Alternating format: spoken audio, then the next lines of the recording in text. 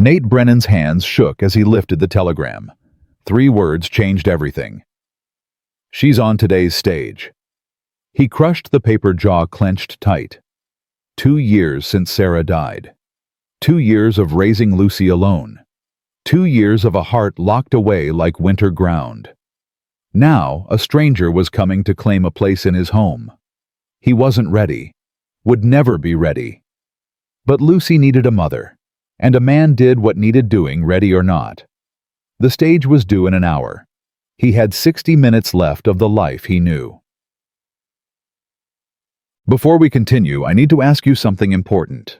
If this story touches your heart, if you want to see how Nate and this mysterious woman find their way through the darkness ahead, subscribe to this channel right now. Hit that button. And when you finish watching, comment below with the city you're watching from. I want to see how far this story travels, how many hearts it reaches across this country. Now let's see who stepped off that stage on Christmas Eve, 1879. December 23rd, 1879. The Wyoming wind cut through Copper Ridge like a promise of suffering. Nate stood at the window of Tucker's General Store, watching the eastern road. Behind him, Samuel Tucker sorted mail with deliberate slowness. "Stage is running late," Tucker said. "I noticed." "Weather coming in." "I know." Tucker set down a bundle of letters. "Nate, you sure about this mail-order bride? Ain't no small thing." Nate's reflection stared back at him from the frosty glass. 36 years old. Lines around his eyes that hadn't been there 3 years ago. Lucy needs a woman's guidance. Lucy needs her father not making decisions out of obligation. "Then it's lucky I ain't asking your opinion, Sam." The storekeeper raised his hands. "Fair enough. Just saying there's other ways. Helen Ashford's been widowed near a year now. She's made her interest plenty clear." Nate's jaw tightened. Helen Ashford. The banker's daughter. Beautiful, refined, wealthy. She'd brought Lucy a dress last month, had smiled at him with practiced charm. Everything proper, everything expected, everything that made his skin crawl. "Helen ain't the nurturing type," he said quietly. "She's respectable. So's a marble statue." Tucker laughed despite himself. "Fair point." The stage appeared then, a dark shape emerging from the white landscape. Nate's stomach dropped. This was real. Happening now. "Reckon I should head to the boarding house," Tucker said. "Mrs. Chen's expecting your bride there tonight. You bringing her out to the ranch tomorrow?" "Weather holds, yeah. And if it don't?" Nate didn't answer. He pulled on his coat and stepped into the cold. The stage pulled up in front of the hotel with a spray of slush. The driver, old Pete Morrison, climbed down stiffly. "Afternoon, Nate. Got a passenger for you." Nate's heart hammered. He stepped forward. The door opened. A woman's hand appeared first, gripping the frame. No gloves. Knuckles red from cold. Then a worn brown boot, the leather split at the toe. Then she emerged fully, and Nate felt the world tilt. She was thin. Too thin. Her dress was brown calico patched at the elbows and hem with mismatched fabric. The patches were neat, precise, but they couldn't hide the poverty. Her coat was threadbare wool missing buttons. She clutched a single carpet bag that looked like it had traveled 1,000 hard miles. But her face was pale, exhausted, but her eyes were steady. Dark eyes that met his without shame or apology.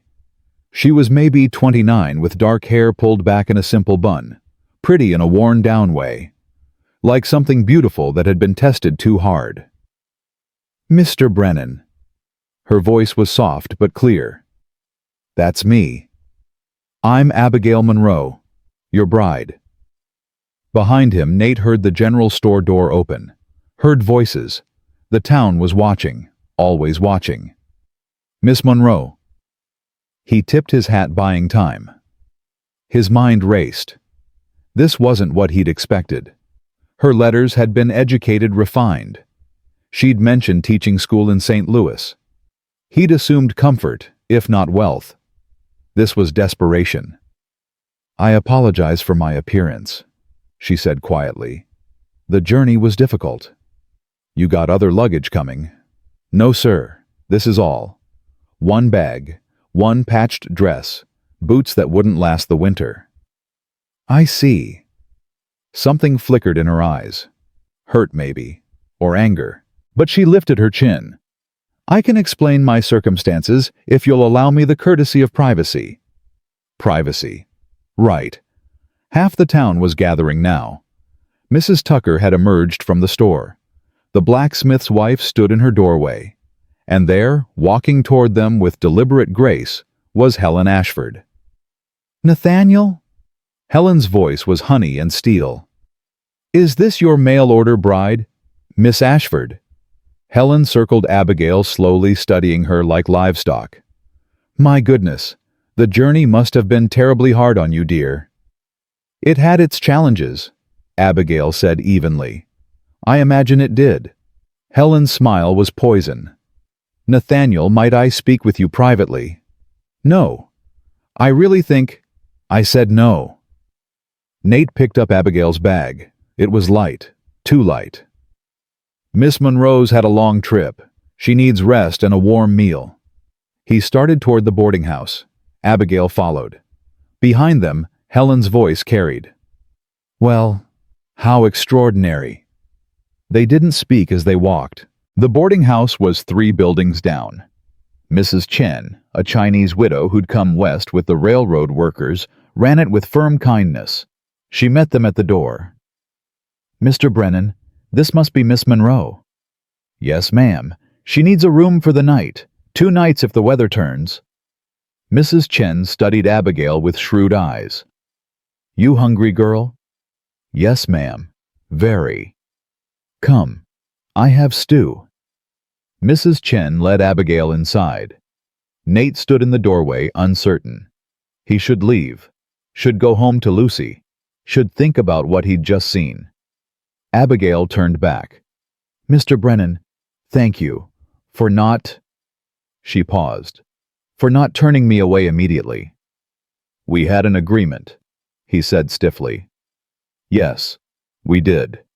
She met his eyes. I'm not a liar, Mr. Brennan. Everything I wrote you was true. I was a school teacher.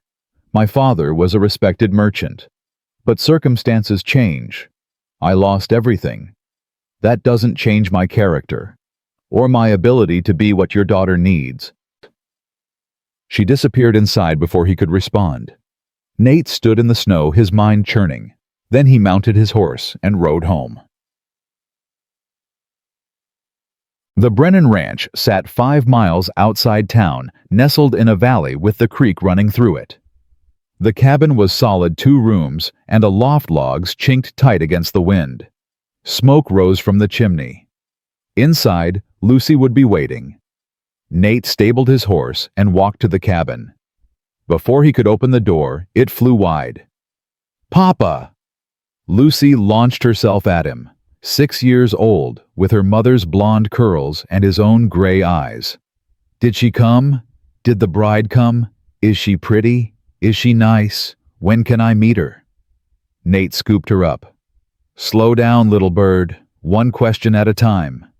But Papa... Inside. It's freezing. The cabin was warm.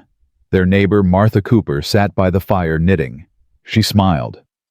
How'd it go? She arrived. And Nate set Lucy down. Martha, can you stay with Lucy another hour? I need to think. Martha's eyes narrowed. That bad? That complicated? Papa, what's wrong? Lucy's face crumpled. Doesn't she want to be my mama? Nate knelt. Hey, no, nothing like that. She's just tired from traveling. You'll meet her soon, I promise. Tomorrow. Maybe, if the weather holds. Martha stood. Lucy, help me make your papa some coffee. Let him warm up. Lucy ran to the kitchen. Martha moved close to Nate. What happened? She's poor, Martha. Real poor. Rags and 1 bag poor. So the town's gonna eat her alive. You should have seen Helen Ashford circling like a vulture. Helen Ashford's a bitter woman who can't stand seeing others find happiness. Helen's respectable. This girl—" He stopped. "I don't know what to do." Martha gripped his arm. "Nathaniel Brennan, you listen to me. Your Sarah didn't judge people by their bank accounts. She judged them by their hearts. What did you see in this girl's heart?" Nate was quiet. Then, pride, dignity. She didn't apologize for being poor, just explained circumstances change. Then give her a chance. Lucy. Lucy needs a mother who'll love her, not a society woman who'll teach her to look down on folks. You know what Sarah would say. Nate closed his eyes. Sarah. She'd been a merchant's daughter, but she'd married him anyway. A ranch hand with big dreams and empty pockets. Her father had disowned her. She'd never regretted it. "I'll bring her out tomorrow," he said, "if the storm holds off." Good man. That night, Nate lay in bed staring at the ceiling. In the other room, Lucy slept. Beside the bed, Sarah's Bible sat on the table. He hadn't opened it in 2 years. He reached for it now. The pages fell open to Proverbs. Sarah's handwriting marked the margin, "Charm is deceptive, and beauty is fleeting, but a woman who fears the Lord is to be praised. Remember this when you're tempted by appearances." She'd written that years ago during a dispute with her own mother about propriety. Sarah had always seen deeper. Nate closed the Bible carefully. Tomorrow he'd bring Abigail Monroe home. He'd give her a chance. Not because he wanted a wife he didn't. Not because he was ready to love again he wasn't. But because Lucy needed someone. And because something in Abigail's eyes had reminded him of Sarah. That fierce dignity. That refusal to be diminished. He fell asleep thinking of those steady, dark eyes. Christmas Eve dawned clear and cold.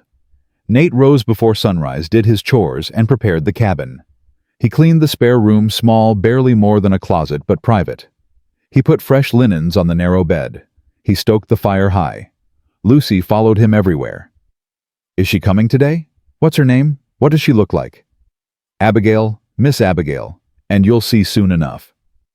"Is she pretty like Mama was?" Nate paused. "She's different from your Mama, but she's got kind eyes. I think you'll like her." "Will she like me?" "Little bird, anyone who doesn't like you ain't worth knowing." Lucy beamed. At 9, Nate hitched the wagon. "Lucy, get your coat. We're going to town." The ride took an hour. Lucy chattered the whole way, asking questions Nate couldn't answer.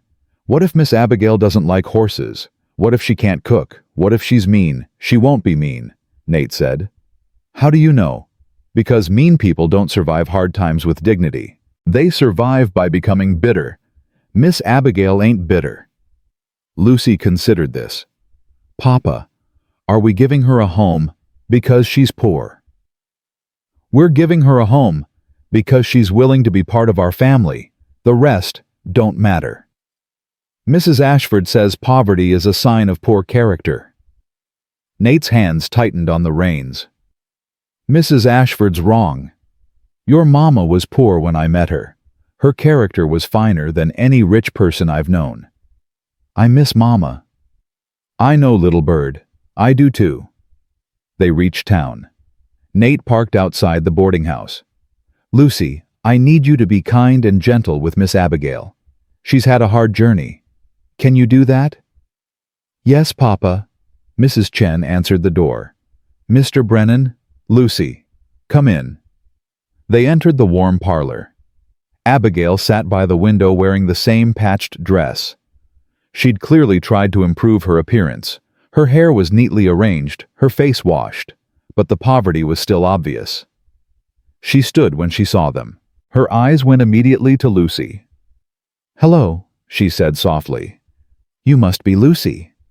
Lucy stared. "Are you going to be my new Mama?" "Lucy," Nate said sharply. But Abigail smiled. "That's a fair question."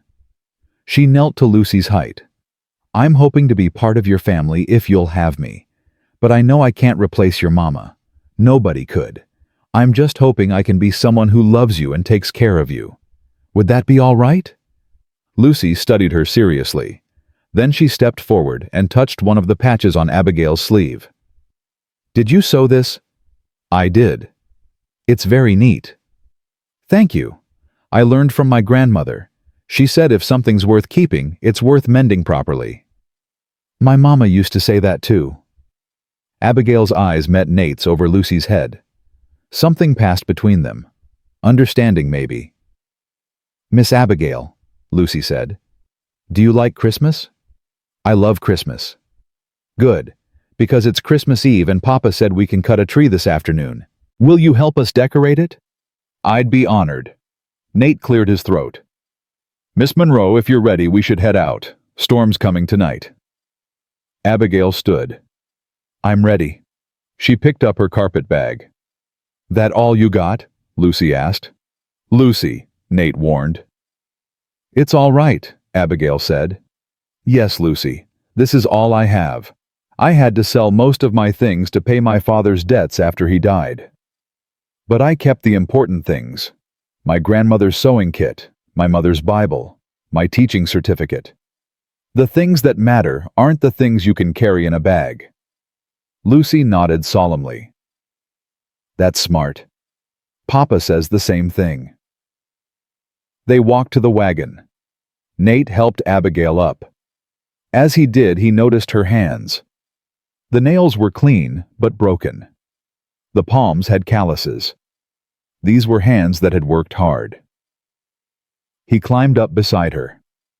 Lucy sat between them. As they left town, Nate saw Helen Ashford standing outside the bank. She watched them pass, her face carved from ice. "That lady doesn't like me," Abigail said quietly. "That lady don't like anybody," Nate replied. Lucy leaned against Abigail's side. "Don't worry, Miss Abigail. We like you." Abigail's hand settled on Lucy's shoulder. "Thank you, sweet girl. That means more than you know." They rode toward the ranch in silence. The sky was gray. Snow was coming. But inside the wagon, something fragile was forming. Not love, not yet, but possibility. Yeah, the cabin appeared over the ridge. Abigail leaned forward slightly, taking it in. Nate tried to see it through her eyes. It was small, rough, nothing fancy, but it was solid. The roof was tight. The chimney drew well. It was a home. "It's beautiful," she said. Nate glanced at her. She wasn't lying. He could see it in her face. "It ain't much. It's honest work built by honest hands. That makes it beautiful." He helped her down. Lucy grabbed her hand immediately. "Come see inside. Papa built most of it himself. Mama helped with the curtains, but they're old now. Maybe you could make new ones." Abigail let herself be pulled inside. The cabin was warm, clean, sparse. A table, chairs, the fireplace. Lucy's toys in a corner. Nate watched Abigail's face as she looked around. No disappointment, no judgment, just quiet assessment. "Your father's a skilled builder," she said to Lucy. "He made my bed too. Want to see?" "In a minute, little bird," Nate said. "Let Miss Abigail get settled first." He gestured to the small room off the main space. "That's yours. Ain't big, but it's private." Abigail set her bag inside. The room was tiny. Bed, small table, one chair. A window that looked toward the mountains. "It's perfect," she said. "Thank you."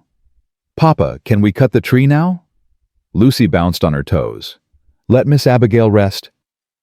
"I'd love to help," Abigail interrupted. "If you don't mind, I've been sitting for days. I'd welcome the activity." Nate hesitated. "You sure it's cold out?" "I'm sure." So they went. Nate grabbed his axe. Lucy ran ahead, pointing at trees. "That one? No, that one? No, Papa, that one." Abigail walked beside Nate. After a while, she spoke. "Mr. Brennan, I need to explain my circumstances fully. You deserve the truth." "You don't owe me." "I do. You took a risk bringing me here. The least I can do is be honest." He waited. My father was William Monroe. He owned a mercantile in St. Louis, a respected man. I was educated, taught school for 4 years. Last spring he died suddenly. Heart failure. She paused. When the lawyers settled his estate, I learned he'd been borrowing for years. Gambling debts mostly. Everything we owned was mortgaged 3 times over. She kept walking, eyes forward. I sold the house, the store inventory, my mother's jewelry. Everything. It paid most of the debts, but not all. The teaching position went to a married woman. They said a single woman with scandal attached wasn't suitable. I had no family, no prospects. Her voice stayed steady. I saw your advertisement in a St. Louis paper. A widower with a daughter seeking a partner for frontier life. I could have lied, Mr. Brennan. Could have borrowed a fine dress, pretended to have means. But I won't build a life on deception. You deserve to know exactly who answered your advertisement. A woman with nothing but her honor. Nate stopped walking. You could have mentioned it in your letters. Would you have sent the train fare if I had? Honest question. Honest answer. Probably not. Then I made a gamble. I prayed you'd see past the poverty to the person beneath. Was I wrong? He looked at her. Really looked. The threadbare dress, yes. The worn boots, yes. But also the straight spine, the clear eyes, the careful patches sewn with pride. No, he said slowly. You weren't wrong. Something in her face softened. Relief, maybe. Or gratitude. Thank you, she whispered. Papa, Lucy called. I found the perfect tree. They walked toward his daughter's voice. Behind them, the sun broke through the clouds just for a moment. Golden light on white snow. Nate glanced at Abigail. She was smiling. Not a big smile, just a small private curve of her lips, like someone who'd been carrying a weight and finally set it down.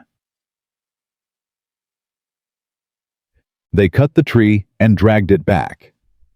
Lucy chattered the whole time about Christmas, about Mama's ornaments, about the cookies they'd make tomorrow. Inside, Nate set the tree in the corner. Abigail had vanished into the kitchen. He heard her moving around, quiet and efficient. Papa can miss Abigail stay forever, Lucy whispered. That's up to her, little bird. But you want her to write? Did he? Nate looked toward the kitchen. 24 hours ago, he'd been resigned to a marriage of convenience, a transaction. Now, I think, he said carefully, that Miss Abigail might be exactly what this family needs. Lucy hugged him tight. That evening, they decorated the tree. Abigail found scraps of fabric and fashioned little bows.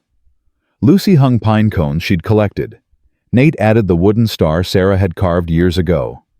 When it was done, they stood back. It's beautiful, Abigail said. Mama would have liked it, Lucy agreed. Nate said nothing, but he thought Sarah would have liked you too. Later, after Lucy was in bed, Nate and Abigail sat by the fire. The silence was comfortable. Mr. Brennan, she said eventually, what are your expectations of this arrangement? Straight to the point.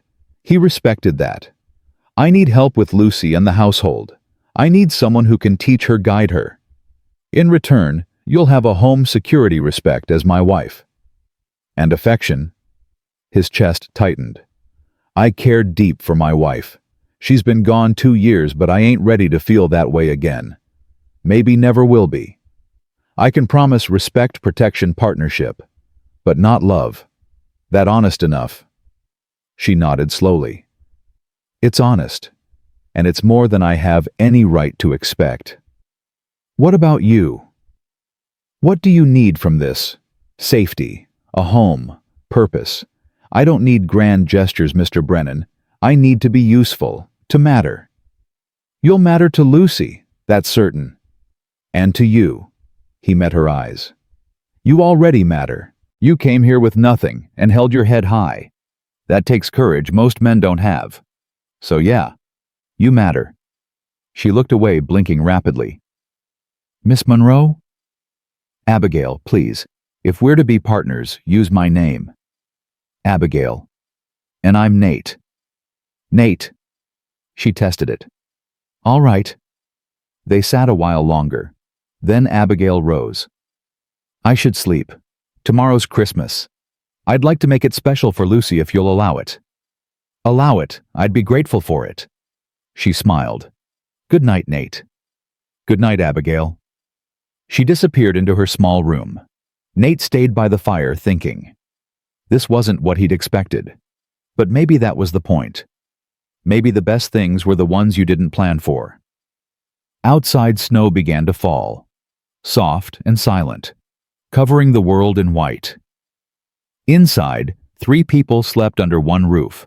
Not a family yet, but the beginning of one. And in the morning, Christmas would come, with all its promises of hope renewed and grace given. The coldest winter was just beginning to thaw. Christmas morning arrived with Lucy's shriek of joy. Nate jolted awake, heart pounding, reaching instinctively for the rifle he kept by the bed. Then he heard his daughter's laughter and relaxed. Papa. Papa. Come see. Come see what happened. He pulled on his pants and stumbled into the main room. Lucy stood by the fireplace in her nightgown, pointing at her stocking. It bulged with something. I didn't put nothing in there, Nate said. Then who did? Abigail's door opened. She emerged already dressed, hair neatly pinned. Merry Christmas! Lucy ran to her. Miss Abigail, did you see? There's something in my stocking. Is there? Well, you should look. Lucy pulled out a small carved bird. Wooden delicate with wings spread mid-flight. The detail was extraordinary. It's a chickadee, Abigail said softly. They're brave little birds. They stay through winter when others fly south. Lucy turned it over in her hands reverent. Did you make this? I did. I carved it last night after you went to sleep. I hope you like it. I love it. Lucy threw her arms around Abigail's waist. Thank you, Miss Abigail. Thank you so much. Over Lucy's head, Abigail's eyes met Nate's. He saw exhaustion there. She'd stayed up late carving instead of sleeping. For his daughter. For a child she'd known less than a day. That was kind of you, he said. It was nothing. It ain't nothing to her. Abigail's cheeks colored. I should start breakfast. Lucy, would you like to help? Yes. They disappeared into the kitchen. Nate heard Lucy's chatter, Abigail's patient responses. He picked up the wooden bird from where Lucy had set it. The carving was skilled, precise. This woman had hidden talents. He set it back carefully and went to do morning chores. When he returned, breakfast was ready. Eggs, biscuits, coffee. Simple but good. They ate together, Lucy talking non-stop about the bird, about Christmas, about everything. Miss Abigail, can you teach me to carve, if your papa approves? Papa, can she? Nate nodded. Long as you're careful with the knife. After breakfast, Abigail insisted on cleaning up. Nate took Lucy outside to check on the animals. When they came back in, Abigail had transformed the cabin. She'd hung pine boughs over the doorway, arranged pine cones on the table, made the space feel festive, with nothing but what nature provided. You got a gift for making things nice, Nate said. My mother believed a home should reflect care, not wealth. I learned from her. She sounds wise. She was. Abigail's face shadowed. She died when I was 16. Consumption. I'm sorry. It was a long time ago. She turned away, but not before he saw the grief still living in her eyes. The day passed quietly. Lucy played with her bird. Abigail mended one of Lucy's dresses that had torn. Nate worked on fixing a broken chair. Domestic, peaceful, strange. That evening, after Lucy was asleep, Nate found Abigail at the table with a piece of paper and a stub of pencil. She was writing something, her brow furrowed in concentration. What's that? She startled. Oh, just a list. Things I noticed that need doing. The curtains are worn. Some of Lucy's clothes are too small. The pantry could be better organized. I wanted to ask your permission before changing anything. He sat across from her. This is your home now. You don't need permission for household things. I need to know your expectations. I expect you to do what needs doing, same as I do." She nodded, making a note. "All right, then I'll need fabric for curtains, and Lucy needs at least 2 new dresses. She's growing fast. There's a seamstress in town. Mrs. Chen does good work. I can sew." "I know, but you don't have to do everything yourself." Her hand stilled on the paper. "Nate, I need you to understand something. I didn't come here to be a burden. I came to contribute. If I can make things instead of buying them, that saves money. Money you can use for the ranch, for Lucy's future. We ain't destitute." "I know, but poverty taught me not to waste. Let me use what skills I have." He studied her. Pride again. That fierce independence. "All right, but you need supplies, you tell me. No making do with scraps when proper materials are available." "Fair enough." She returned to her list. Nate watched her write. Her handwriting was beautiful, educated, a reminder that she'd once been someone entirely different. "Abigail, can I ask you something?" "Of course." "Why'd you really answer my advertisement? You're educated, pretty. You could have found work, maybe married someone in the city." She set down the pencil. "You want honesty?" "Always." "I was ruined, Nate, in society's eyes. The scandal of my father's debts destroyed my reputation. No respectable family would hire me. No man would court me. I had 2 choices: become a charity case, dependent on others' pity, or leave. Start over where nobody knew my shame." She met his eyes. "I chose dignity over pity.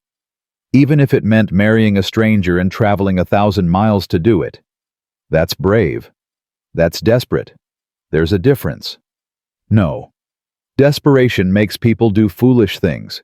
You made a calculated risk. That's courage." Something shifted in her expression. Softness, maybe. "Thank you for seeing it that way." They sat in comfortable silence. Outside, the wind picked up. Snow scratched at the windows.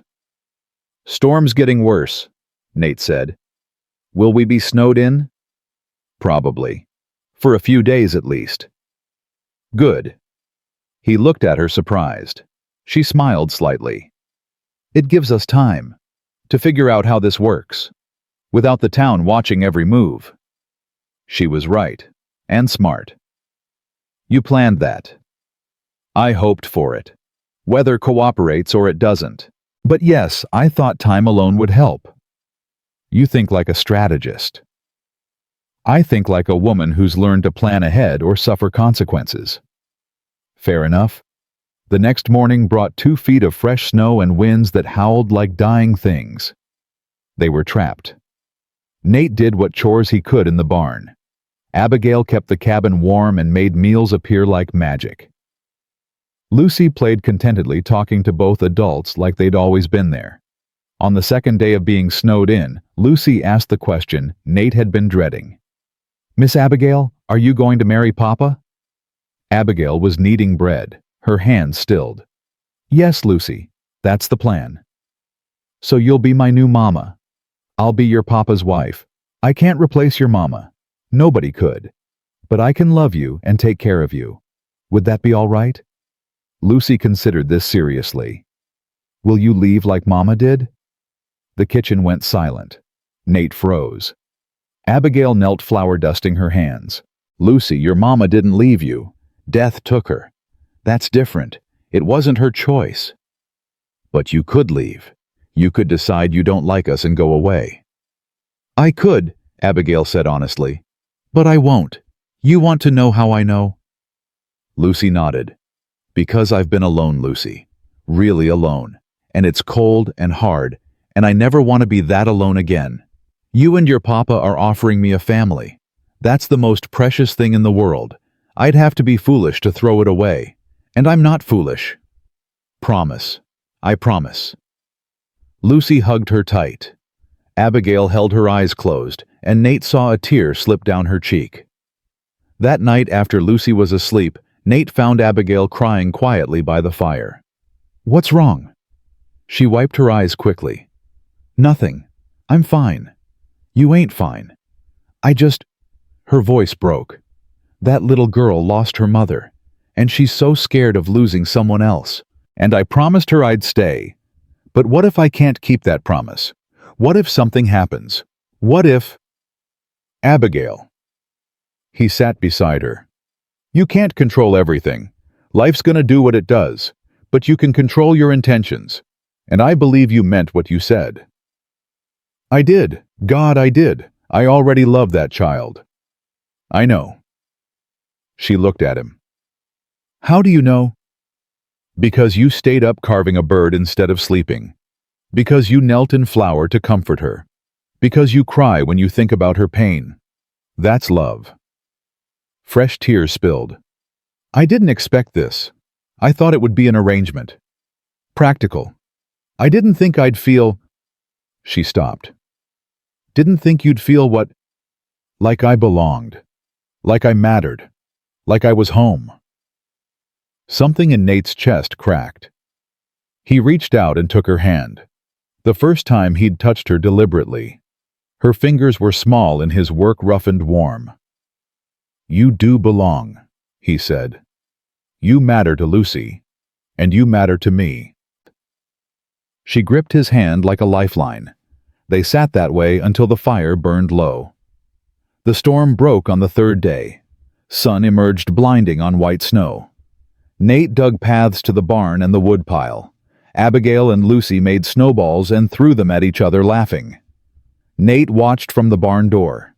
His daughter's laughter, the sound he'd thought was gone forever, and Abigail flushed and smiling, looking younger than her years. Something warm unfurled in his chest. Not love, not yet, but something close, something possible. That afternoon he rode into town for supplies. The roads were barely passable. Main Street was quiet snow piled high. He was loading flour into the wagon when Helen Ashford appeared. "Nathaniel, I've been worried." "No need, we're fine. Are you snowed in with a stranger? That must have been difficult." "It was fine, Helen." She moved closer. "Nathaniel, I need to speak plainly. This girl you've brought here, she's not suitable." "That ain't your concern." "It is my concern. I care about you, about Lucy. This woman arrived in rags. What does that say about her character, about her breeding?"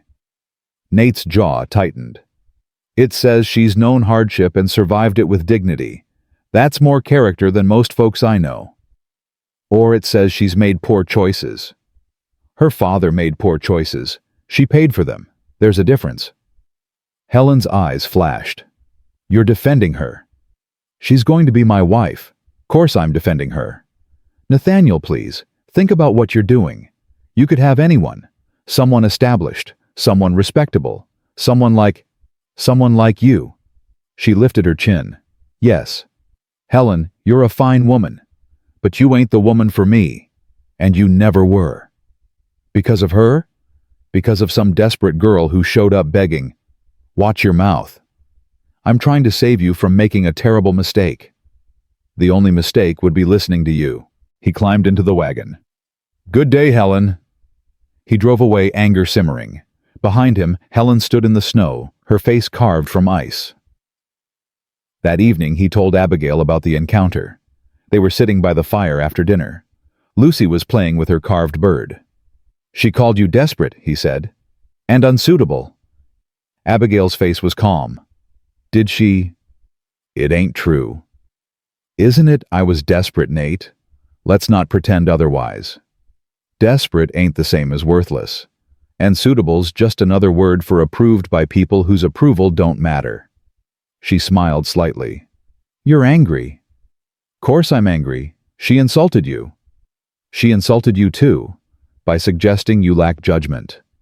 He hadn't thought of it that way. "I suppose she did." People like Helen Ashford fear what they can't control. She wanted you for herself. I took that possibility away. Now she'll do whatever she can to prove I'm unworthy so she can reclaim what she thinks she lost. "You ain't just smart, you're shrewd." "I've had to be." Lucy climbed into Abigail's lap suddenly. "Miss Abigail, I love you." Abigail's arms came around her immediately. I love you too, sweet girl. Will you really be my mama? If you'll have me. I will. Lucy nestled against her. You're much nicer than Mrs. Ashford. Nate and Abigail's eyes met over Lucy's head. Both smiled. That night, Nate lay in bed thinking. 3 weeks ago, he'd placed an advertisement out of obligation. 2 weeks ago, he'd received Abigail's response. 1 week ago, she'd arrived in rags. Now she was essential, already. In less than a week, she'd become part of the fabric of their lives. It terrified him. Because if he let himself care, if he let himself feel, he could lose again. And he didn't know if he could survive that twice.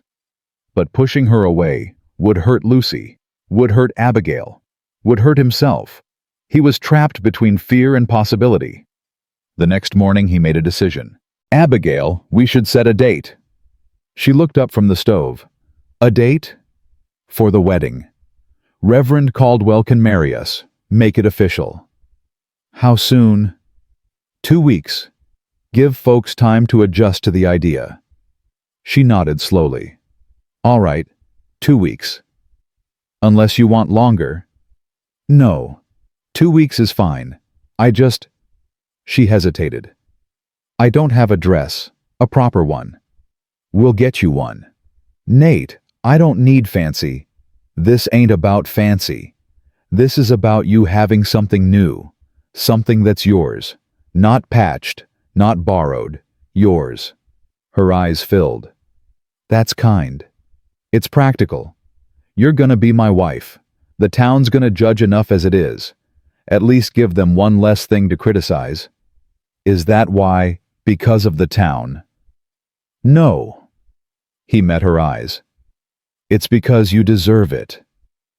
She turned away quickly, but not before he saw her wipe her eyes. That afternoon they drove to town, all three of them. At the general store, Samuel Tucker greeted them warmly.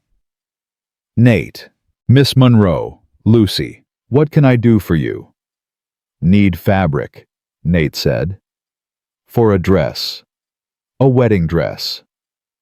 Tucker's eyes widened. Setting a date. 2 weeks. Well, congratulations. He pulled out bolts of cloth. What color you thinking? Abigail touched a soft blue fabric. This is lovely. Take it, Nate said. It's expensive. Take it. She ran her hand over the fabric with such longing that Nate's heart twisted. When had she last had something new? Something chosen just for her? I'll take it, she said softly. Thank you. They bought fabric thread buttons. Tucker threw in some ribbon at no charge. Wedding present, he said with a wink. As they left, Martha Cooper appeared. Nate, I heard. 2 weeks. Yes, ma'am.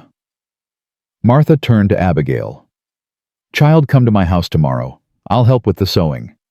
These old hands can still manage a needle, and we'll get you a proper dress. I don't want to impose. It ain't imposing, it's neighboring. That's what we do here. Abigail's eyes filled again. Thank you. They drove home in good spirits. Lucy chattered about the wedding. Abigail smiled more than Nate had seen. He felt something close to contentment. Then they crested the hill to the ranch and saw smoke. Too much smoke. Nate's heart stopped. He slapped the reins. The wagon lurched forward. The barn was burning. Flames poured from the roof. Black smoke billowed into the clear sky. Inside, the horses screamed. Stay in the wagon, Nate shouted. He jumped down, running. The heat was enormous. He grabbed a bucket, filled it from the trough, threw water uselessly at the inferno. The horses' screams grew louder. He couldn't let them die. He pulled his coat over his head and ran inside. Smoke choked him immediately. He couldn't see, couldn't breathe. He found the first stall by feel, threw it open. The mare bolted past him toward the door. The second stall. The gelding.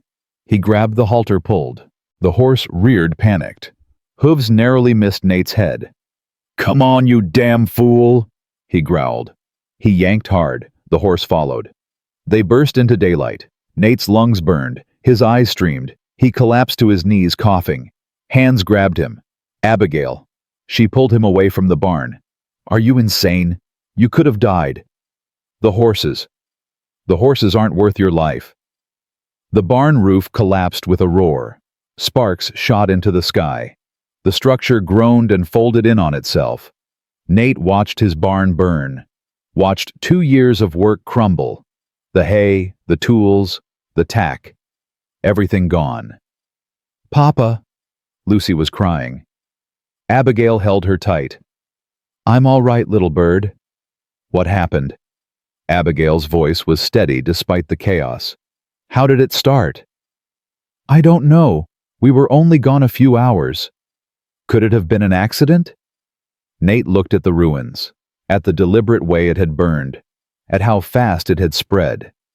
"No," he said slowly. "This was set." Abigail's face went pale. "Who would—" "I don't know, but I aim to find out." They spent the rest of the day salvaging what they could. The horses were safe but terrified. The barn was a total loss. Nate estimated the damage at 6 months' income, maybe more. That night, Lucy finally cried herself to sleep. Nate sat at the table, head in his hands. Abigail made coffee and sat across from him. "This is my fault," she said quietly. He looked up. "What?" "Someone doesn't want you to marry me. This is a warning." "You don't know that." "Don't I?" Helen Ashford made her feelings clear. "And today your barn burns." "You think Helen?" "I think someone who wants to make your life difficult enough that you reconsider, that you send me away." Nate's jaw clenched. "Then they're gonna be disappointed." "Nate, if I leave, this stops. You can rebuild, move on. You ain't leaving." "But—" "No." His voice was steel. "I don't know who did this. Maybe it was kids playing with matches. Maybe it was someone with a grudge. But I ain't making decisions based on fear. And I sure as hell ain't letting someone run you off." "It's not worth—" "You're worth it." The words came out harsh, certain. "You're worth every bit of trouble that comes with this. Lucy loves you. Hell, He stopped. She waited. "I care about you." He finished roughly. "More than I thought I would. More than I planned. And I ain't losing someone else because the world's cruel. We face this together. Understand?" Tears slipped down her cheeks. "Yes." "Good. Then stop talking about leaving." She nodded. He reached across the table and took her hand. Held it tight. An anchor in the storm. Outside the barn smoldered. Inside, something stronger than fire was being forged. Morning came with ash still drifting on the wind. Nate stood in the ruins of his barn, turning over charred boards with his boot, looking for answers, looking for proof. "Find anything?" He turned.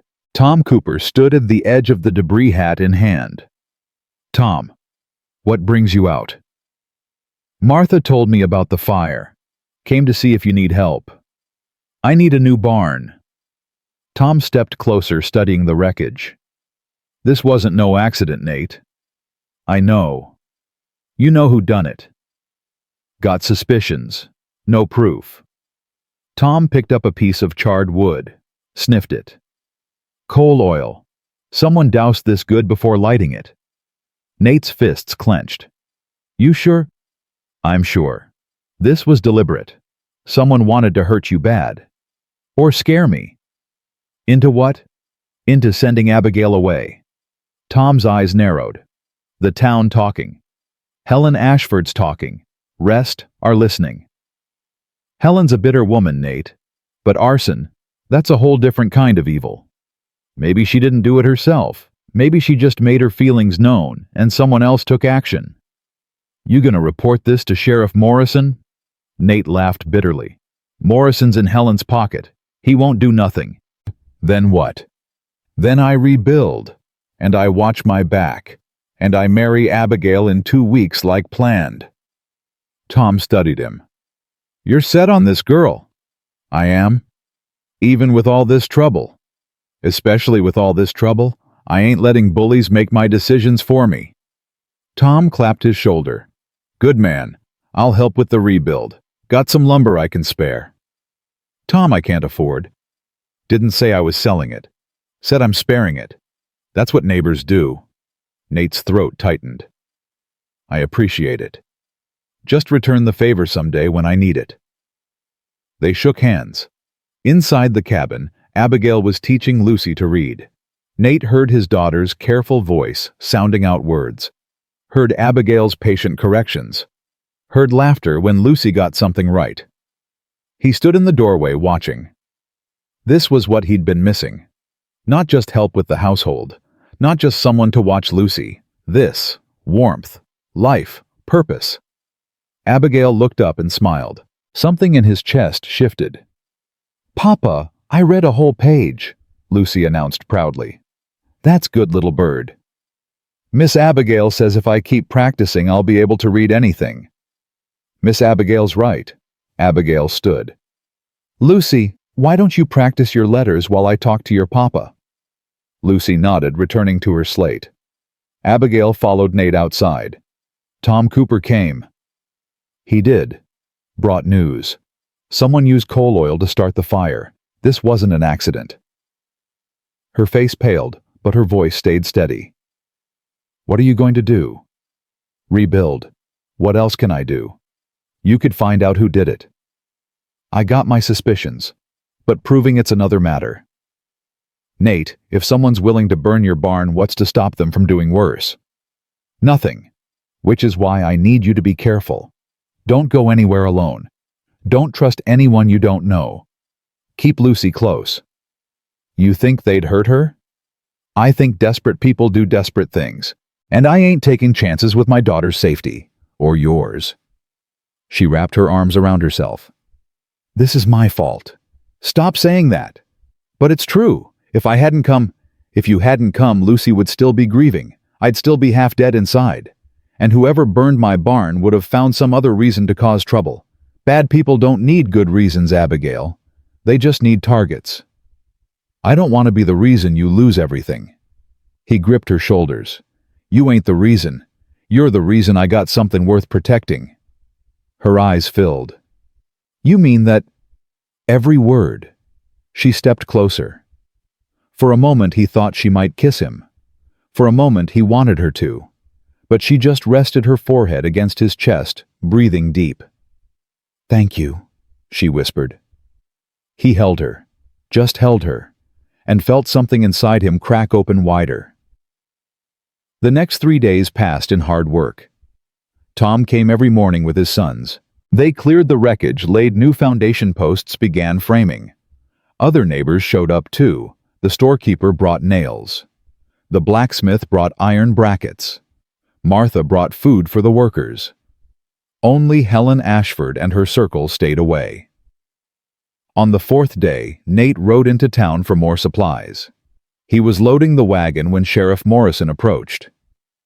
Nate, heard about your barn. Did you? Shame. Any idea how it started? Got a few ideas. Morrison's eyes narrowed. You accusing someone? Just stating facts. Fire was set deliberate. Someone used accelerant. That's a serious claim. It's a serious crime. You got proof. Tom Cooper can testify to the coal oil.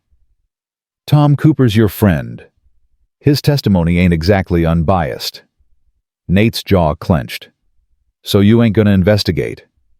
Didn't say that. Just saying I need more than suspicion before I go accusing upstanding citizens. Upstanding citizens like Helen Ashford. Morrison's face hardened. Mrs. Ashford's a respected member of this community. She wouldn't involve herself in something as crude as arson. Maybe not directly, but words have power, Sheriff, and when powerful people make their displeasure known, others act on it. That's a dangerous accusation, Nate. It's a dangerous situation. Someone tried to destroy my livelihood. You gonna do your job or not? Morrison stepped closer, voice dropping. My job is keeping the peace, and I'm telling you, stirring up trouble against Mrs. Ashford ain't gonna help you none. She's got influence, she's got friends. You're a widower with a mail-order bride who showed up in rags. Who do you think folks are gonna believe? Nate's fists clenched.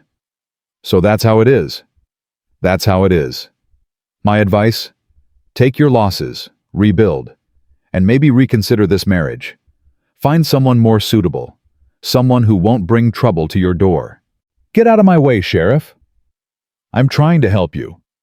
You're trying to help yourself, and whoever's paying you to look the other way. Morrison's face flushed red. Watch your mouth, Brennan. Or what you'll arrest me for speaking truth. Go ahead. Give me a platform to tell the whole town what kind of lawman you are. They stared at each other. Finally, Morrison stepped back. You're making a mistake. Maybe, but it's my mistake to make. Nate climbed into the wagon and drove away. His hands shook with anger. The law wouldn't help. The town wouldn't help. He was on his own. When he got home, Martha Cooper was there with Abigail. They were sewing the wedding dress. Lucy sat between them, threading needles. Nate, Martha greeted. We're almost finished. Want to see? It's bad luck for the groom to see the dress before the wedding, Abigail said quickly. Since when are you superstitious? Since I got something to lose. Their eyes met. He saw fear there. Fear that something would go wrong, that happiness would be snatched away again. Nothing's gonna go wrong, he said firmly. You can't promise that. Watch me. That night after Martha left and Lucy was asleep, Abigail came to him by the fire. I need to tell you something. All right.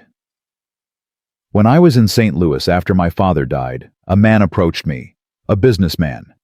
He offered to pay my father's remaining debts in exchange for certain services. Nate's stomach dropped. What kind of services? The kind that would have destroyed what little reputation I had left. I refused. He got angry, said I'd regret it, that he'd make sure I never found respectable work again. She paused. His name was Harold Ashford. Nate's blood went cold. Helen's late husband. Yes, he died 6 months later. Heart attack. I thought that was the end of it. But when Helen looked at me that first day, I saw recognition. I think her husband mentioned me, maybe boasted about his attempt to ruin me, maybe told her I was a woman of loose morals who rejected his generous offer. So Helen thinks. She thinks I'm exactly what her husband tried to make me, a woman willing to sell herself. And now I'm marrying you. In her eyes, I'm not just poor. I'm corrupt. Nate stood pacing. This changes things. I know. I should have told you before, but I was ashamed. Even though I did nothing wrong, I was ashamed. You got nothing to be ashamed of. Harold Ashford was a snake. Everyone knew it. And Helen? He stopped. Helen ain't just bitter about losing her husband. She's bitter because her husband wanted you instead of her. Abigail's eyes widened. I didn't think of it that way. Jealousy makes people cruel. And Helen's got a double dose. She wanted me. I chose you. Her husband wanted you. You rejected him. In her mind, you're the woman who refuses to know her place. So what do? We get married. We live our lives. And we let Helen stew in her own poison. What if she does something worse than burn a barn? Then I'll deal with it. But I ain't living in fear. And I ain't letting her win. Abigail moved closer. Nate, I need you to know something. I didn't come here to trap you. I didn't come here with secrets meant to manipulate. I came here desperate, yes, but honest. Everything I told you was true. I know. But if you want to call off the wedding, I'll understand. I'll leave. I won't make trouble. He cupped her face in his hands. You ain't leaving. You're staying. We're getting married, and anyone who don't like it can go to hell. She laughed wetly. That's very direct. I'm done being diplomatic. She rose on her toes and kissed him. Quick, soft, but it seared through him like lightning. "What was that for?" he asked roughly. "For choosing me, again and again, despite everything." "Ain't hard to choose you, Abigail. You make it easy." She smiled. "You're a good man, Nate Brennan." "I'm a stubborn man." "That too." The next week passed in a blur. The barn took shape. The dress was finished. Invitations were sent. Martha insisted on hosting a small reception at her house after the ceremony. 3 days before the wedding, Nate was working on the barn roof when he saw a rider approaching. He climbed down, hand instinctively moving to the rifle, leaning against the wall. The rider was a young man, maybe 20, dressed too fine for ranch work. "Mr. Brennan." "That's me. I got a message for you, from Mrs. Ashford." Nate's jaw clenched. "I ain't interested. She said to give you this." The man held out an envelope. Nate didn't take it. "What is it?" "A legal document. She's claiming Miss Monroe owes her late husband's estate money. She's prepared to file suit unless Miss Monroe leaves town before the wedding." Nate's vision went red. "That's extortion." "That's business, sir. Mrs. Ashford has lawyers. Good ones. She can make life very difficult for you both. Tell Mrs. Ashford she can take her lawyers and—" "Nate." Abigail appeared from the cabin. She saw the envelope. Her face went white. "What is that?" The young man addressed her directly. "Miss Monroe, Mrs. Ashford is prepared to testify that her late husband lent your father money. She has documents, promissory notes. If you don't leave Copper Ridge by the end of the week, she'll sue for repayment, plus interest. She estimates the total at $3,000. Abigail swayed. Nate caught her arm. "That's a lie," she said weakly. "Harold Ashford never loaned my father anything." "Mrs. Ashford has papers that say otherwise." "Forged papers," Nate growled.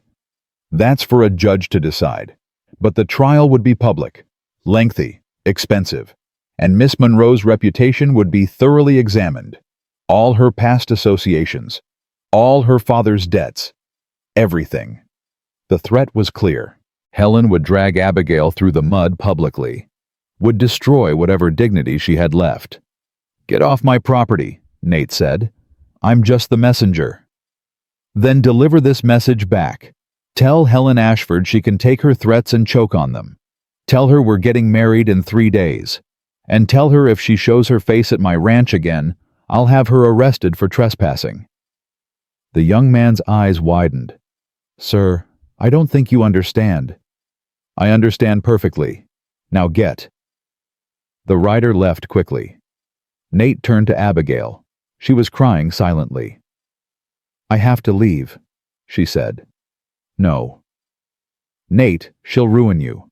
She'll tie you up in court for years. You'll lose the ranch trying to pay lawyers." "I don't care." "I care. I won't let you sacrifice everything for me. You ain't letting me do nothing. I'm choosing this. I'm choosing you." "Why?" Her voice broke. "Why are you so determined to keep me? I'm nothing but trouble. I bring scandal and debt and enemies. Why not just let me go?" He pulled her close. "You want to know why?" "Because for 2 years I've been dead inside, going through motions, existing but not living. And then you showed up in your patched dress with your stubborn pride and your gentle hands, and I started feeling again. Started hoping again. Lucy laughs now. Really laughs. Because of you. And I—" He stopped. "You what?" "I think I'm falling in love with you. And I ain't letting Helen Ashford or anyone else take that away." She stared at him. "You love me. Getting there, yeah. But you said you couldn't. You said your heart was too wounded. Turns out hearts heal when they got reason to. You're my reason." She kissed him, hard, desperate, clinging to him like he was the only solid thing in a shifting world. When they broke apart, she whispered, "I love you too. I think I have since you defended me to Helen that first day. But Nate love isn't enough. She'll destroy us." Then we'll be destroyed together. But we won't go down without a fight. What are you going to do? I'm going to call her bluff, tomorrow, in front of the whole town. How? You let me worry about that. That evening, Nate rode to Tom Cooper's house. Tom listened to the whole story, face growing darker with each detail. Helen's overplayed her hand, Tom said finally. How do you figure? She's threatening a public trial, which means public testimony, which means folks will hear about Harold's attempt to proposition Abigail, about his gambling debts, about all the shady business he was involved in. Helen's trying to protect her reputation by attacking Abigail's. But if this goes to trial, her own dirty laundry comes out. She's got lawyers. She's got lies, and lies crumble under scrutiny. Tom leaned forward. Here's what we do. Tomorrow's Sunday. Everyone'll be at church. You stand up in front of the congregation and tell the truth. All of it. Force Helen's hand. Make her either back down or commit to a fight she can't win. That's risky. Everything worth doing is risky. But you got allies, Nate. Martha and me, Samuel Tucker, Reverend Caldwell. Most folks in this town are decent. They just need someone to lead, someone to say enough's enough. What if they side with Helen? Then you know where you stand. But my guess. Once they hear the truth, they'll side with you. Nate rode home with a plan forming. It was dangerous. Could backfire spectacularly. But doing nothing was worse. That night, he told Abigail what he intended. She went pale. Nate, you can't. You can't air all this in front of the congregation. Why not? Helen's counting on you being too ashamed to speak up. She's counting on me being too proud to admit my bride came here poor. Well, I ain't ashamed. And I ain't proud. I'm just a man who found something worth fighting for. But my reputation, your reputation survives the truth. It's lies that kill reputations. She covered her face with her hands. I can't do it. I can't stand in front of all those people and... You don't have to say nothing. I'll do the talking. All you got to do is stand beside me. That's all. She laughed bitterly. That's everything. I know. But Abigail, we can't live in fear. We can't let bullies dictate our lives. We gotta stand up, together. She looked at him for a long time. Finally she nodded. All right, we stand together. Sunday morning dawned bright and cold. Nate put on his best shirt. Abigail wore her new dress, the blue one. She looked beautiful and terrified. Lucy held both their hands as they walked into church. The congregation was already seated. Conversations died when they entered. Helen Ashford sat in the front pew dressed in black, her face serene. Reverend Caldwell stood at the pulpit. Welcome, friends. Let us begin with prayer.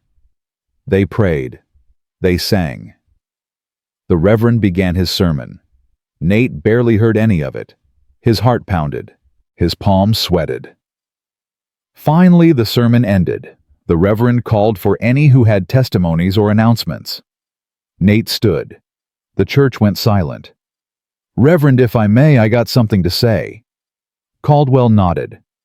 The floor is yours, Nathaniel. Nate walked to the front, Abigail beside him. He faced the congregation, faced Helen's cold stare. Most of you know me. I've ranched in this territory for 10 years.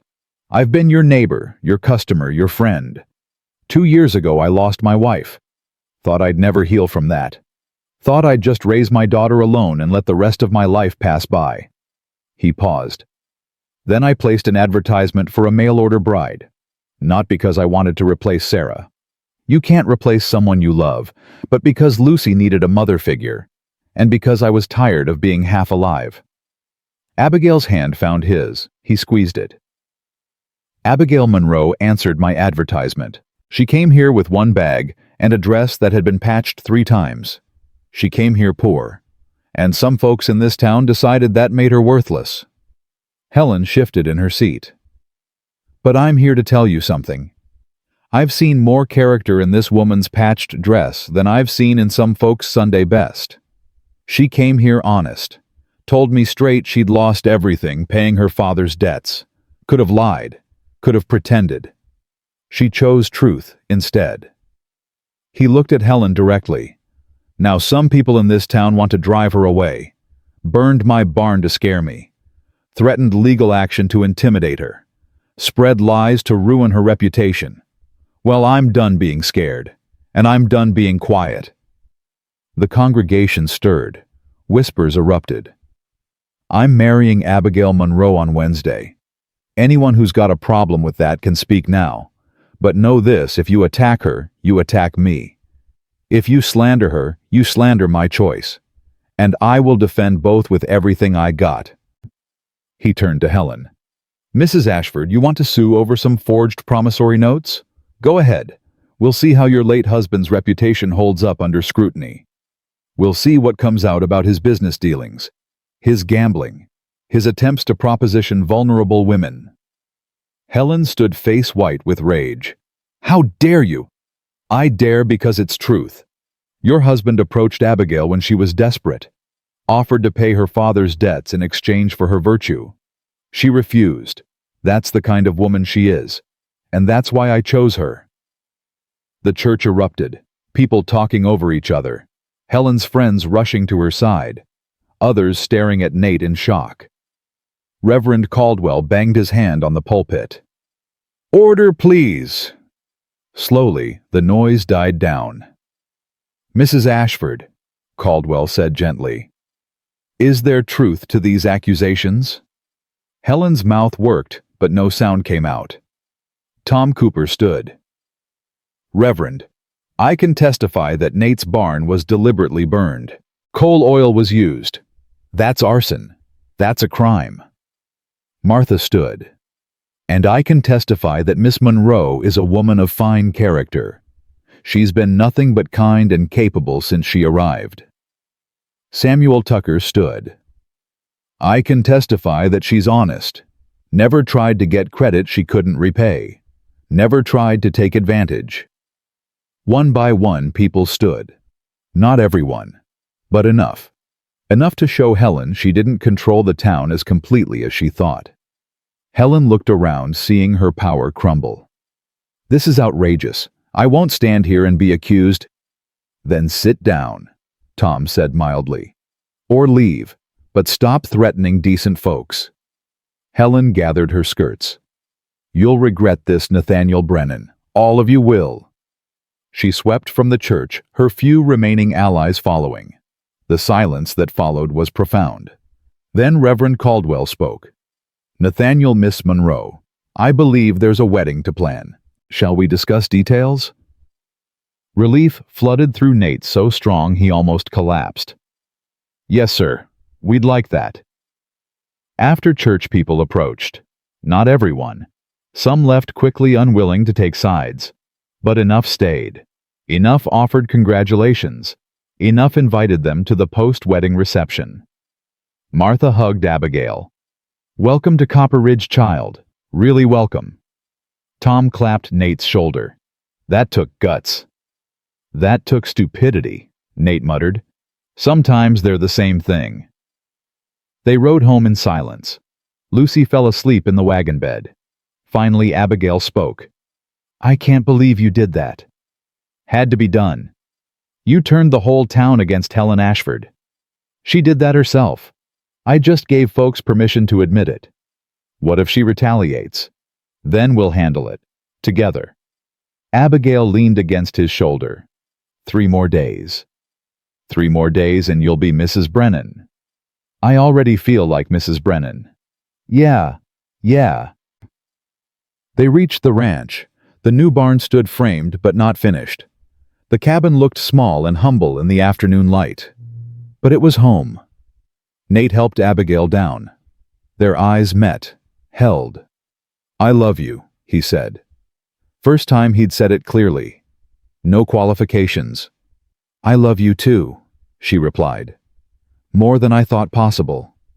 He kissed her, soft, sweet, a promise of things to come. Lucy woke up. Are we home? We're home, little bird, Nate said. And for the first time in 2 years, he meant it completely. Monday morning broke gray and cold. 2 days until the wedding. Nate was repairing fence posts when he heard the horse approaching fast. Too fast. He grabbed his rifle and turned.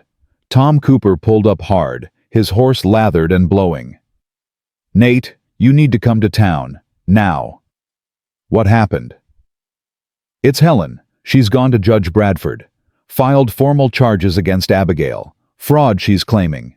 Says Abigail misrepresented herself in your correspondence. Says you got grounds for annulment based on deception." Nate's blood went cold.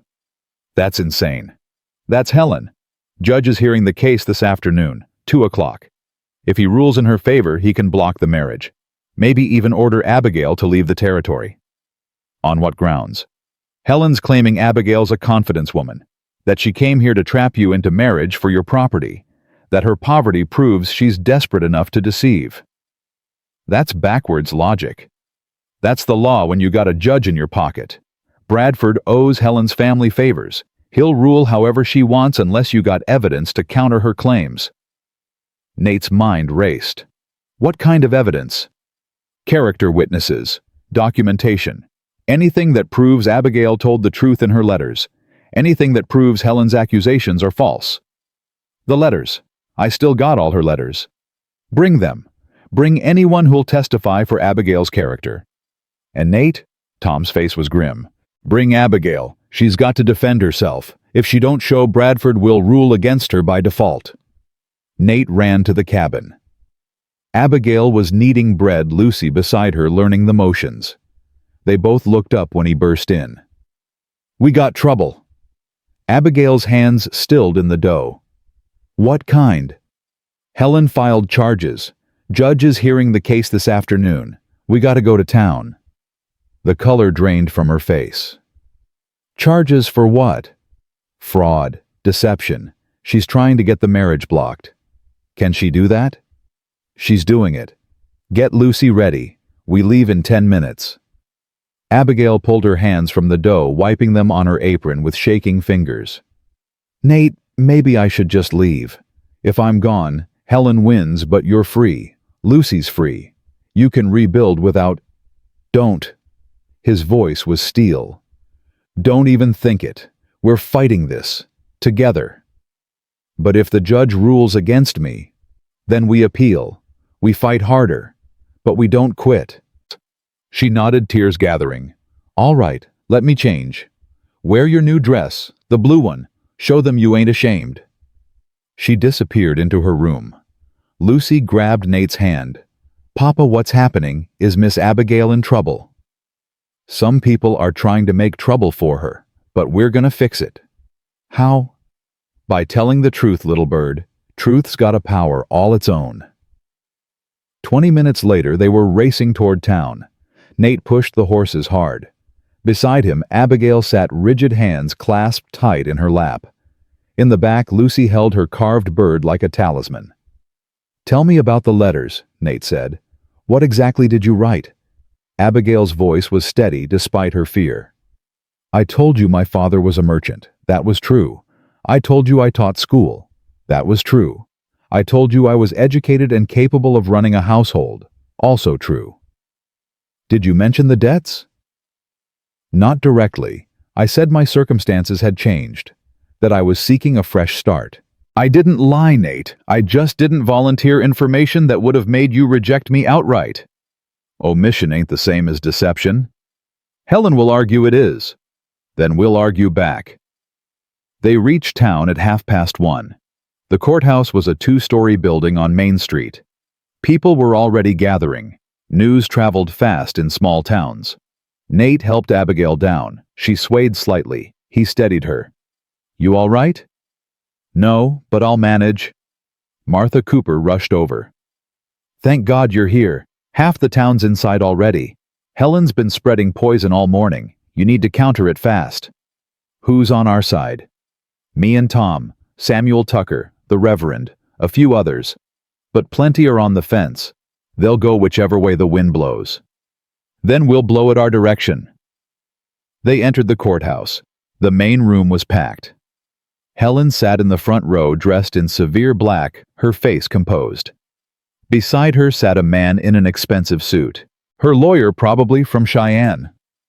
Judge Bradford presided from the bench. He was 60, gray-bearded, his face carved from granite. He looked at Nate without expression. "Mr. Brennan, Miss Monroe, please approach." They walked forward. Nate's hand found Abigail's. He held tight. Bradford shuffled papers. "This court has received a petition from Mrs. Helen Ashford alleging fraud and misrepresentation in the matter of your impending marriage. Mrs. Ashford claims Miss Monroe deliberately deceived you regarding her financial circumstances and character. She's asking the court to void your marriage contract and order Miss Monroe to leave Copper Ridge. How do you plead, Miss Monroe?" Abigail's voice shook, but carried. "Not guilty, Your Honor. I never lied to Mr. Brennan. Mrs. Ashford's lawyer would like to present evidence. Proceed, Mr. Whitmore." The lawyer stood. He was smooth-polished everything a frontier lawyer pretended to be. "Your Honor, we have testimony from multiple witnesses that Miss Monroe arrived in Copper Ridge dressed in rags carrying one bag, clearly destitute. Yet in her correspondence with Mr. Brennan, she represented herself as the daughter of a respected merchant, educated and refined. She failed to mention her father's bankruptcy, the scandal surrounding his death, or her own desperate circumstances." "Those are facts, not evidence," Nate interrupted. Bradford's eyes narrowed. "You'll have your turn, Mr. Brennan. Continue, Mr. Whitmore." "Furthermore, we have evidence that Miss Monroe was previously approached by my client's late husband, who offered her financial assistance. She rejected his offer, but later pursued a similar arrangement with Mr. Brennan, suggesting a pattern of using her circumstances to extract support from men." Abigail flinched.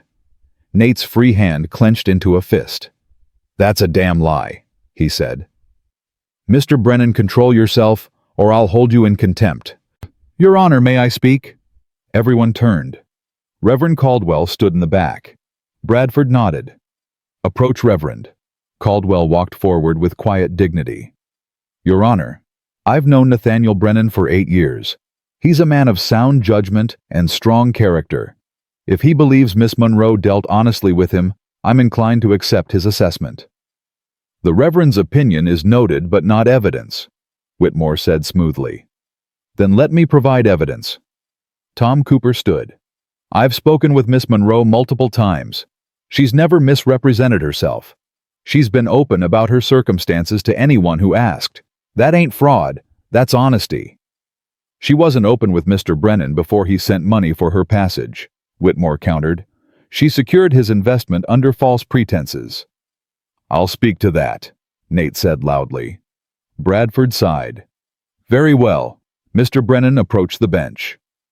Nate walked forward, pulling Abigail's letters from his coat. "Your Honor, these are every letter Abigail Monroe sent me. I want them entered as evidence." Bradford took them, reading quickly. His expression didn't change. After several minutes he looked up. "Miss Monroe, it says here your father was a merchant. Is that true?" "Yes, Your Honor." "That you taught school?" "For 4 years, yes." "That you were seeking a new start after family difficulties?" "Yes." "Did you specify the nature of those difficulties?" "I said my father had passed and left complicated affairs. I said I needed to leave St. Louis for a fresh start. That's all true." "But you didn't mention bankruptcy." "No, sir." "Why not?" Abigail lifted her chin. "Because I was ashamed. Because I knew if I told the whole truth, Mr. Brennan would never send for me. Because I was desperate. But I never lied. I just didn't volunteer every painful detail of my past." "That's deception by omission," Whitmore argued. "That's privacy," Abigail shot back. "That's a woman protecting what little dignity she had left. When I arrived, I told Mr. Brennan everything. Before he made any commitment. Before we signed any contract. I gave him the chance to send me away. He chose to let me stay. That's not fraud. That's honesty when it mattered most." The courtroom stirred. Bradford held up his hand for silence. "Mr. Brennan, is this true? Did Miss Monroe disclose her full circumstances after arrival?" She did. First day. Told me everything. About her father's debts. About losing the teaching position. About having nothing left. She gave me the chance to refuse her then and there. And you chose to proceed anyway. I did. Why? Nate looked at Abigail, saw her trembling, saw her fighting to stay strong. Because I saw her character, Your Honor, saw her dignity, saw her courage. She could have lied to keep me from knowing, could have hidden it. She chose truth. That told me everything I needed to know. Bradford leaned back, studying them both. Mrs. Ashford, why are you bringing this case? Helen stood gracefully. Because I care about Nathaniel Brennan and his daughter, Your Honor. They're vulnerable.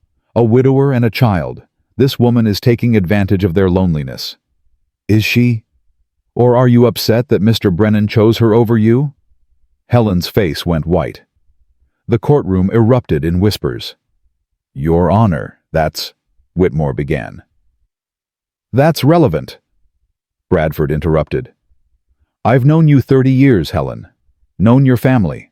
I also knew your late husband. Harold Ashford was a gambler and a womanizer. His debts were substantial when he died. Yet here you are accusing Miss Monroe of scandal while your own house was hardly clean. That's not relevant to this case, Helen said coldly. It's relevant to motive. You're not concerned about Mr. Brennan's welfare. You're concerned about your wounded pride. Bradford turned to Nate. Mr. Brennan, do you freely choose to marry Miss Monroe, knowing her full circumstances? I do. And Miss Monroe, did you come here with intent to deceive? No. Your Honor, I came here desperate but honest. I came here hoping for a second chance. That's all. Bradford was quiet for a long moment. Then he banged his gavel. I find no evidence of fraud or deception. The petition is denied. Mr. Brennan and Miss Monroe are free to marry as planned. This court is adjourned. The courtroom exploded. Some cheered. Some protested. Helen stood frozen, her face a mask of fury. Abigail collapsed against Nate, sobbing. It's over. It's really over. Not quite. Helen's voice cut through the noise. She stood pointing at Abigail. You think you've won? You think this changes anything? You'll never be accepted here. Never be respected. You'll always be the mail-order bride who came in rags. And that child... She looked at Lucy. That child will grow up with your shame. Nay. Something in Nate snapped. He moved toward Helen, but Tom grabbed his arm. Don't. She's trying to provoke you. She's succeeding. Martha stepped forward instead. Helen Ashford, you're a bitter, cruel woman. And if you ever threaten that child again, you'll answer to me. Helen laughed. Threats from a blacksmith's wife. How terrifying. Not threats. Promises. You burned Nate's barn. Everyone knows it. You can't prove it, but we know. You tried to destroy a good woman because of your own jealousy.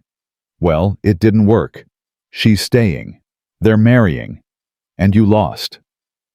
Helen's composure finally cracked. I'll destroy them. All of them. I have money, influence. You'll do nothing, Judge Bradford said quietly. He'd come down from the bench. Helen, I knew your father. Good man. He'd be ashamed of what you've become. You're angry at the world because your husband was a bastard and your life didn't turn out like you planned. But taking it out on innocent people makes you worse than he ever was. How dare you? I dare because I'm tired of watching you poison this town. Consider this your warning. Any more harassment of the Brennans, and I'll issue a restraining order. Keep pushing, and I'll look into that barn fire. Tom Cooper says it was arson. I believe him. You want me to investigate? Find out who you paid to do your dirty work. Helen's face went gray.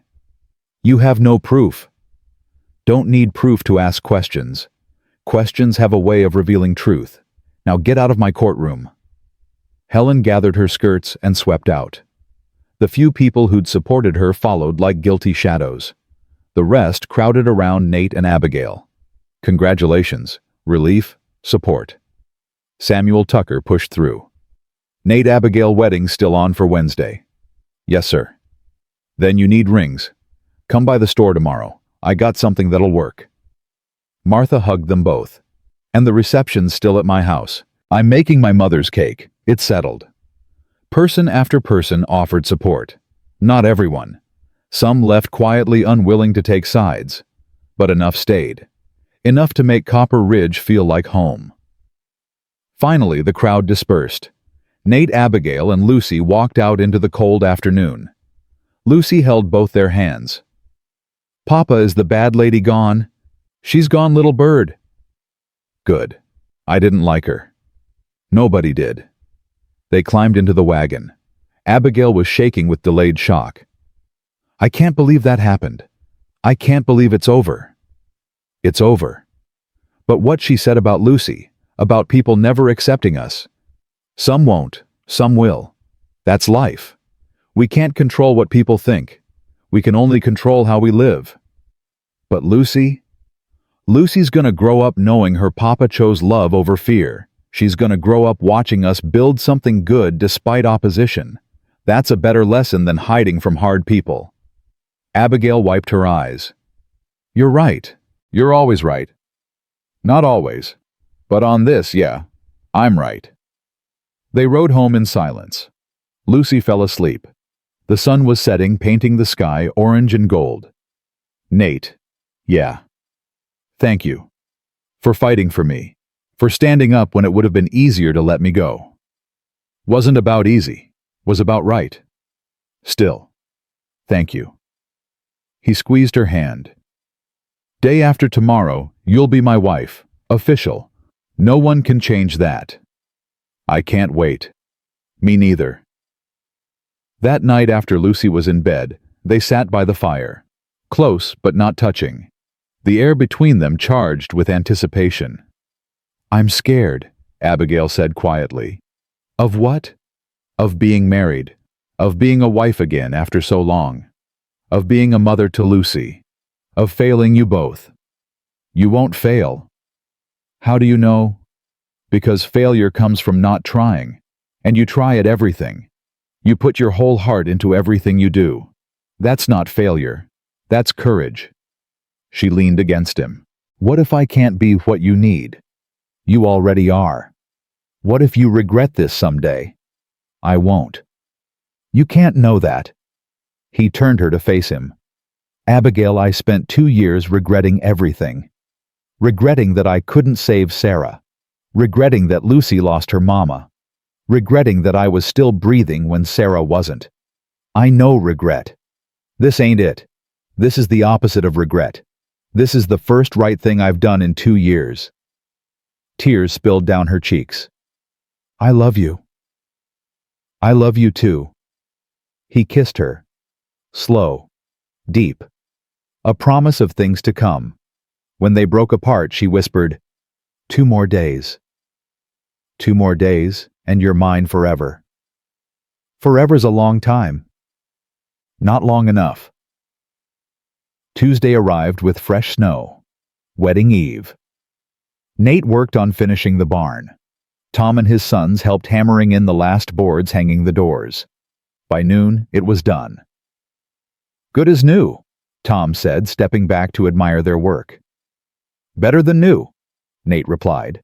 Stronger foundation this time. Foundations always get stronger after weathering storms. That's true of more than barns. Tom clapped his shoulder. You're a good man, Nate Brennan. Abigail's lucky to have you. I'm the lucky one? That afternoon, Martha came to take Abigail to her house. Tradition says the bride and groom don't see each other the night before the wedding. You're staying with me, girl. Tom'll keep Nate company. But Lucy. Lucy can stay with her papa tonight. Tomorrow she'll have a new mama. Tonight let her have her papa all to herself. Abigail looked at Nate. He nodded. Go on. Martha won't take no for an answer. She kissed Lucy's forehead. Be good for your papa.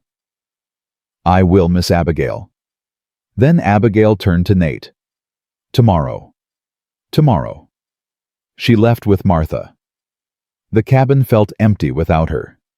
Lucy climbed into Nate's lap. Papa, are you happy? Very happy little bird. Do you miss Mama? The question hit him in the chest. Every day. Is it okay to love Miss Abigail too? It's more than okay. Your mama would want us to be happy, would want us to love again. Love doesn't replace love, Lucy. It just grows bigger. You can love Mama's memory and love Miss Abigail at the same time. Really? Really, your heart's big enough for both. Lucy hugged him tight. I'm glad Miss Abigail's staying. Me too, little bird. Me too. That evening, Tom came over with a bottle of whiskey. Last night a bachelorhood. Got to mark it proper. They sat by the fire drinking and talking. Tom told stories about his own wedding 20 years ago, about the nervousness, the joy, the challenges of marriage. It ain't always easy, Tom said. Martha and me, we've had our rough patches. Times when money was tight or tempers were short. But we chose each other. Every day we keep choosing each other. That's what marriage is. Not one big choice, but 1,000 small choices every day to stay and love and work through whatever comes. That's good advice. That's survival advice. You and Abigail, you're starting with more challenges than most. Town's still divided about her. Money's tight after the barn. Winter's hard. But if you keep choosing each other, keep putting each other first, you'll weather it. I will. I am. I know you will. That's why I ain't worried about you too. They drank until late. When Tom finally left, Nate sat alone in the quiet cabin.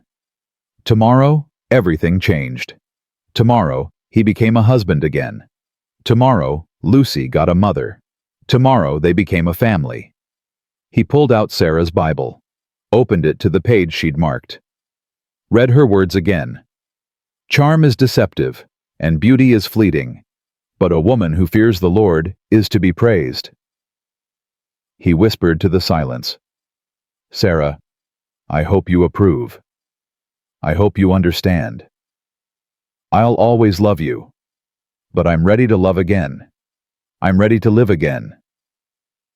The fire crackled. The wind whispered, and Nate felt for just a moment like Sarah was there, giving her blessing, telling him to be happy.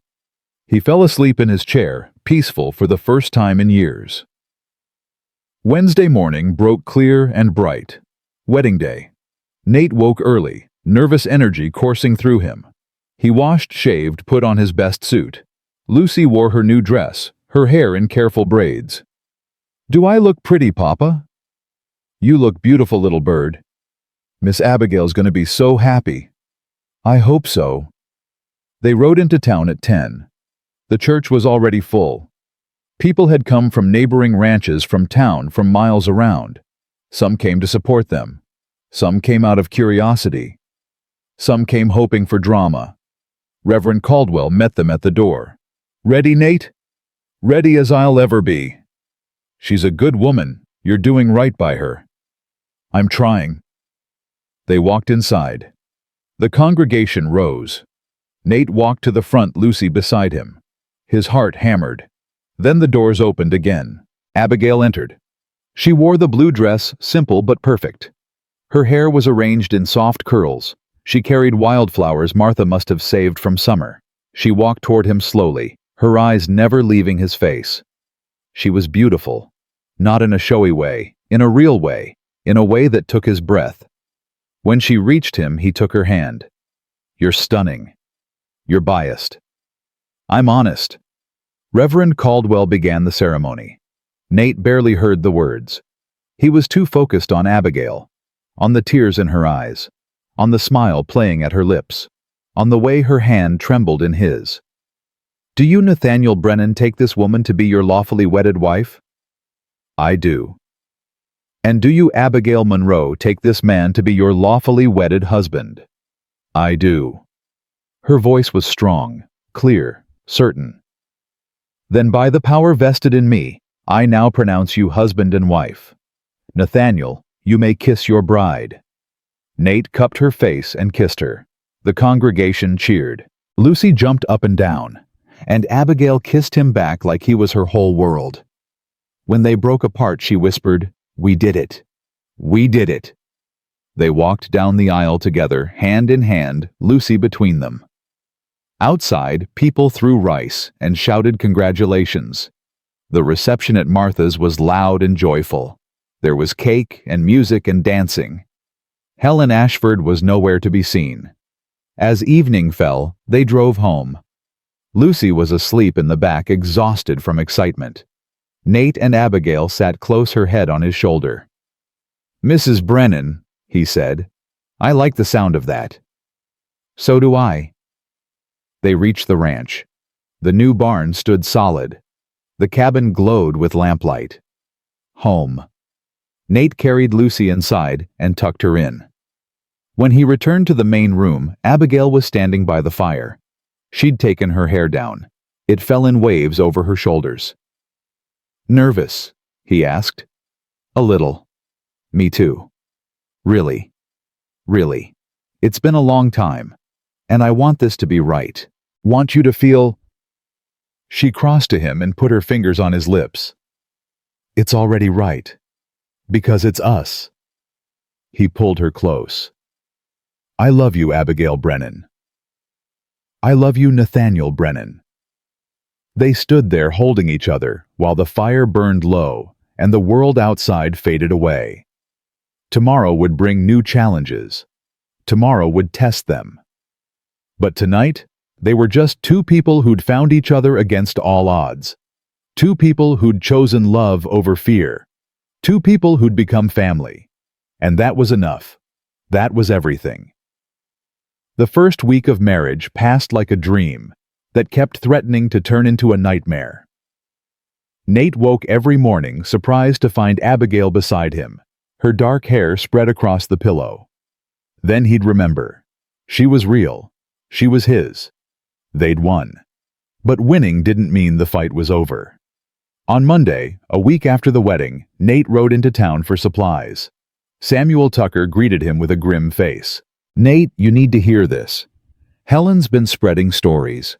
Says Abigail was seen with another man in St. Louis before she came here. Says she might already be married." Nate's vision went red. "That's a lie." "I know it. You know it. But folks are listening. Helen's got a way of making poison sound like concern." "Where is she?" "Don't know. But Nate, don't do nothing rash. That's what she wants. She wants you to lose your temper so she can claim you're violent. Unstable." Nate forced himself to breathe. "Then what do I do? You live your life. You be happy. You show everyone that her lies don't touch you. That's how you win." It was good advice. Nate knew it was good advice. But riding home, he felt rage simmering. How long would this go on? How long would Helen try to destroy them? He found Abigail in the garden planting early vegetables. Lucy played nearby with her carved bird. They looked peaceful, happy. He didn't want to shatter that with Helen's poison. But Abigail saw his face. "What happened?" "Nothing." "Nate," he sighed. "Helen's spreading more lies. Says you might already be married. Says you were seen with a man in St. Louis." Abigail's face went white. "There was a man. James Wilson. We were engaged briefly before my father died. He broke it off when he learned about the debts. Is that what she's twisting?" "Probably." "We were never married, Nate. The engagement lasted 2 months. He ended it publicly. Everyone in St. Louis knew." "I believe you. But the town won't. They'll assume the worst. They always do." Lucy looked up. "Mama Abigail. Why are people mean to you?" Mama Abigail. The child had started calling her that 3 days after the wedding.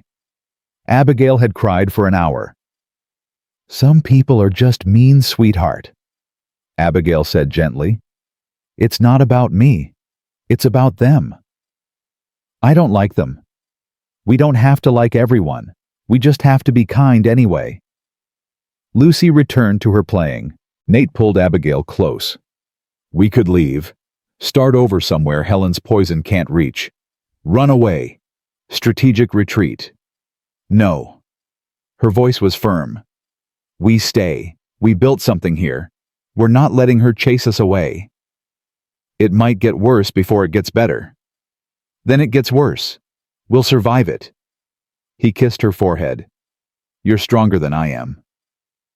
I've had more practice surviving. That night, Lucy had a nightmare. Abigail reached her first, scooping her up, rocking her. Shh, baby girl. It's okay. Mama's here. Lucy clung to her. I dreamed you left, like my first mama. I dreamed you went away and didn't come back. I'm not going anywhere, I promise. But what if the mean people make you leave? Abigail looked at Nate over Lucy's head. He joined them on the bed, wrapping his arms around both. Nobody's making anybody leave. We're a family now. Families stick together. Even when people are mean. Especially then. Lucy settled between them, her breathing evening out. They stayed that way until dawn, a tangle of limbs and love and fierce protection. 2 weeks after the wedding, Tom Cooper came riding hard to the ranch. Nate was mending fence. He saw Tom's face and knew something was wrong. What is it? Helen's filed another petition, this time with the territorial government. She's claiming Abigail entered Wyoming under false pretenses. She's got some bureaucrat looking into whether Abigail's presence here is legal. On what grounds? She's claiming Abigail might be fleeing debt in Missouri, that she might have outstanding warrants. It's all lies, but the territorial governor's office has to investigate any formal complaint. When agent's coming next week, he'll interview you both, interview others in town. If he finds cause, he can order Abigail to return to Missouri pending resolution. Nate's world tilted. They can separate us. If they believe she's a fugitive, yeah, even temporarily while they investigate. She ain't a fugitive. She paid every debt she could, left honorably. Then prove it. You got documentation letters from creditors. Anything showing she settled her affairs legally. She might. I'll ask. That night, Abigail searched her carpetbag with shaking hands. She pulled out papers, letters from lawyers, final accounting from her father's estate, receipts showing debts paid. I kept everything, she said. Every piece of paper. I knew someone might question me someday. Nate looked through them. They were thorough, detailed. They showed exactly what she'd told him. She'd sold everything, paid what she could, left the rest to be settled by the estate. This is good. This proves you left legally. Will it be enough? It'll have to be. The territorial agent arrived on Tuesday. His name was William Frost, and he carried himself with the self-importance of small men given big authority. He set up in the courthouse, interviewing people one by one. Helen went first. She was in there an hour. When she emerged, her smile was smug. Nate and Abigail went next. Frost sat behind the judge's desk, papers spread before him.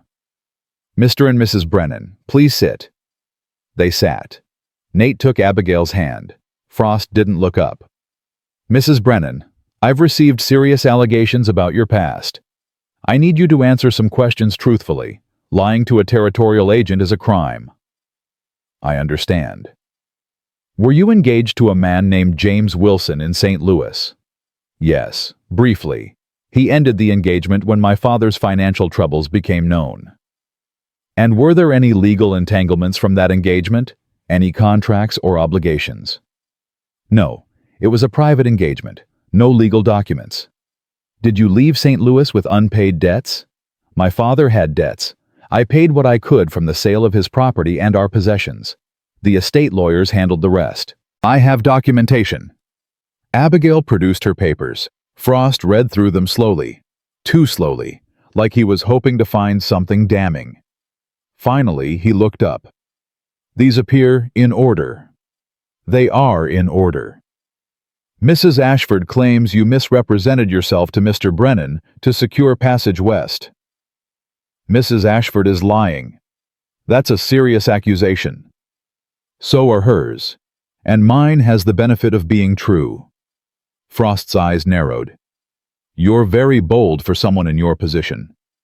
My position, I'm a legally married woman, sitting in a courthouse being interrogated based on lies told by a jealous rival. What position should I take meek submission to false accusations? Abigail, Nate warned quietly.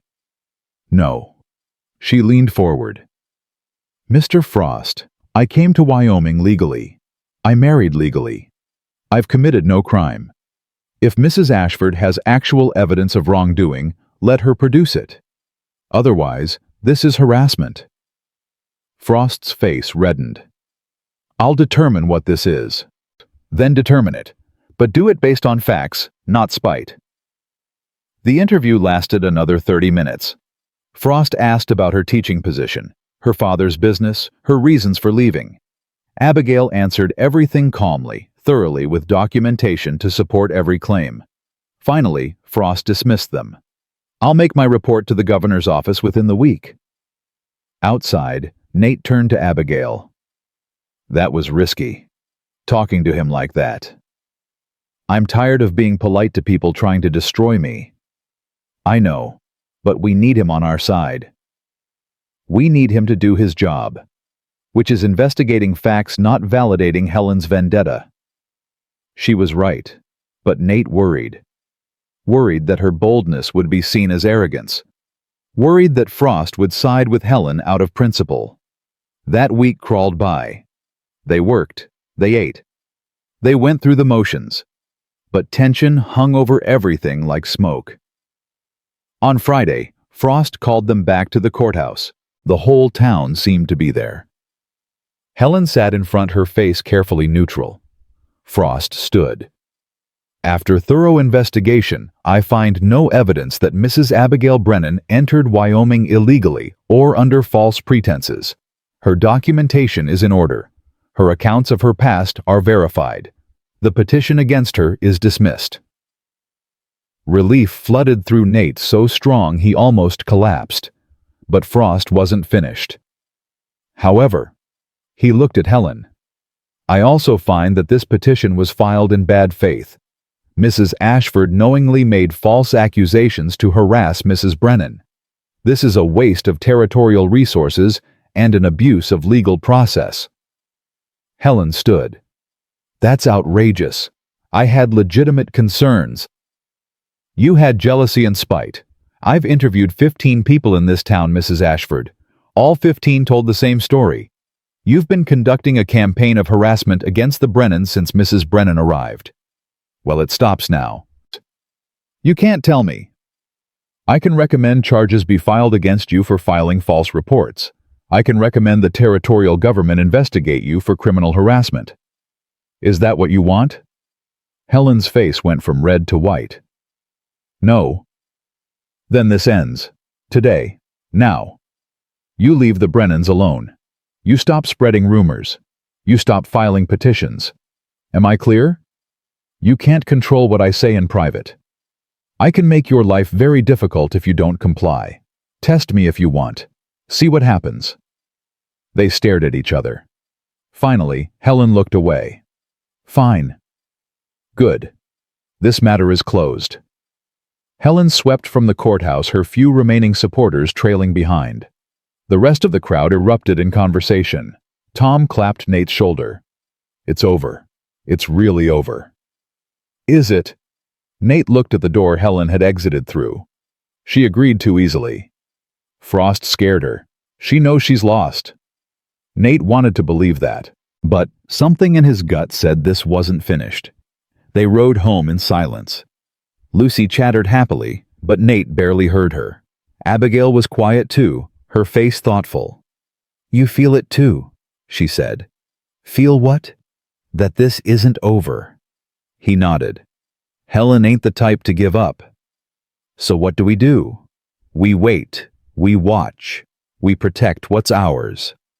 That night, Nate slept poorly. Every sound woke him. Every creak of the cabin set his nerves on edge. Beside him, Abigail tossed and turned. I can't sleep either, she whispered. I keep thinking she's planning something. Maybe we're being paranoid. Maybe. Or maybe we're being smart. Dawn came gray and cold. Nate went to do morning chores. The horses were restless, stamping and nickering. He checked the barn carefully. Nothing seemed wrong, but the animals knew something. He was walking back to the cabin when he smelled it. Smoke. Not wood smoke from the chimney. Something else. Something wrong.